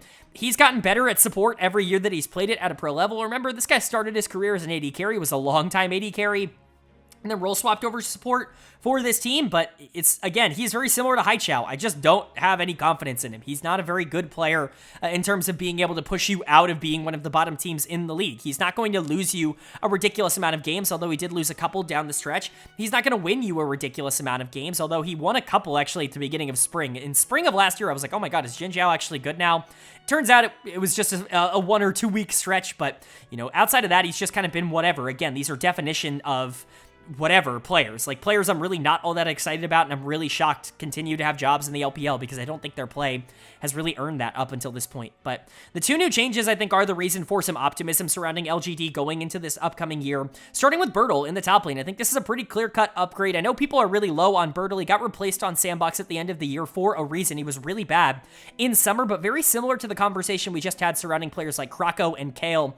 That was the worst he had ever played in his career. He had kind of been the scapegoat for some Damwon teams for a long time because they needed one, and I don't necessarily think he always deserved it. He was never a superstar player for that team, but very similar in terms of narrative to a player like Wayward that we already talked about. It's his Squidward that we already talked about, where, he was kind of the one that everyone just pointed to when his team didn't do well, regardless of whether or not it was his fault or not. I think Bertle was in a similar position for Damwon, and he was actually fantastic in spring. He was my second team all-pro top laner in the spring split for Sandbox. Of course, everything fell off the rails in summer. I'm certainly not going to deny that. He graded out as one of the worst players in the LCK in the summer split. But, in spring, he maybe had the best split of his entire career. And so there's reason to believe that him coming in here could be a good thing. But again, not a ton of talent surrounding him. And so I don't really expect Bertle to be the big game changer for this team that they're looking for. But I like him individually as a player, which is why I'm listing this as an upgrade to a position that was just, again, very similar to their mid and support positions. Completely nothing last year. Fairness was fine. He had a couple of games that were okay. Decade was whatever. He's going to get another shot on Ultra Prime, but neither of them were game breakers. Bertle should be better than both of them, even at his worst, but the question is going to be how much better.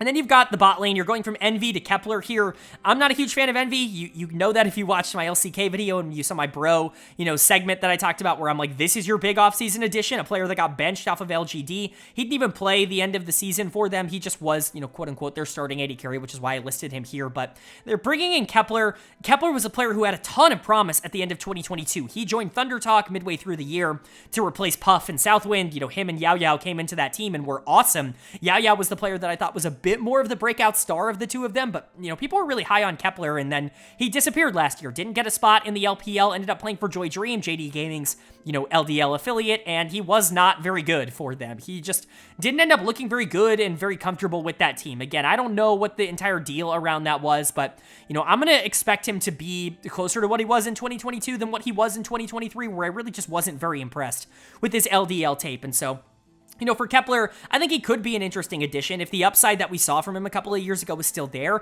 perhaps he could turn it into something. But again, the cloud of LGD Gaming just kind of lingers over this team. There really isn't a lot of reason to believe that they're going to be anything better than just a bad team, because it's just what they've been. There's some interesting players on here, but ones that I don't think are going to be walking out of 2024 as good as they're walking into 2024, because I don't think the team around them is good enough. I think mid lane's going to be a problem. I think support's going to be a problem. I think, there's a chance bot lane in general is a problem. Top lane could not be very good if Bertle continues to be, the worst version of himself. And if Meteor is, again, the only good player on your team, then you're the same two series win team that you were last year. You're the same 11 win team that you were last year. It's just not very encouraging, and so I wouldn't expect a ton to change, but some of these changes I think are fine. Bertle and Kepler are good additions, and Meteor is a good retention. I just am not super thrilled for a team that continues to just kind of be meh.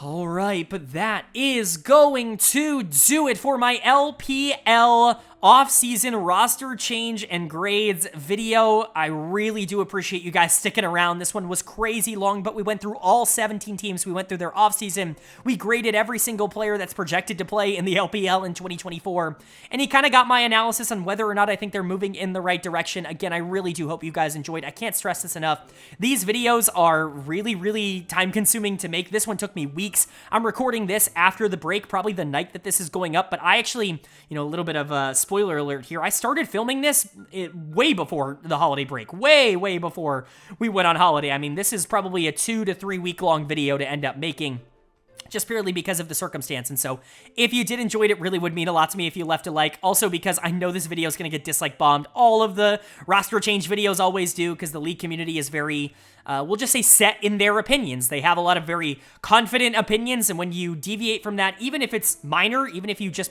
put a player 1 or 2 spots below what they think, or 1 spot, above, how it can go. And so again, if you made it this far and you do like the content, it really would mean a lot to me if you left a like, and, if you left a comment, it really would actually mean a lot. So, I really would appreciate that. But of course, if you did enjoy it, we've got primers coming up. That is the off-season content all done and dusted. It is time for preseason content, and that means in just a couple of days here, we're going to be getting some primers coming out. The LEC primer is going to be coming out as the season starts very, very shortly, and that's going to be going over everything you need to know about the LEC at the start of the winter split, including a power ranking. So hit subscribe and stick around for that video if you're interested in it. Oh, I can't even talk. This video has been so long. I've recorded so much. If you're interested in that as well. But with all that being said, I hope you all are having a great day. I hope you continue to have a great day. And I will see you all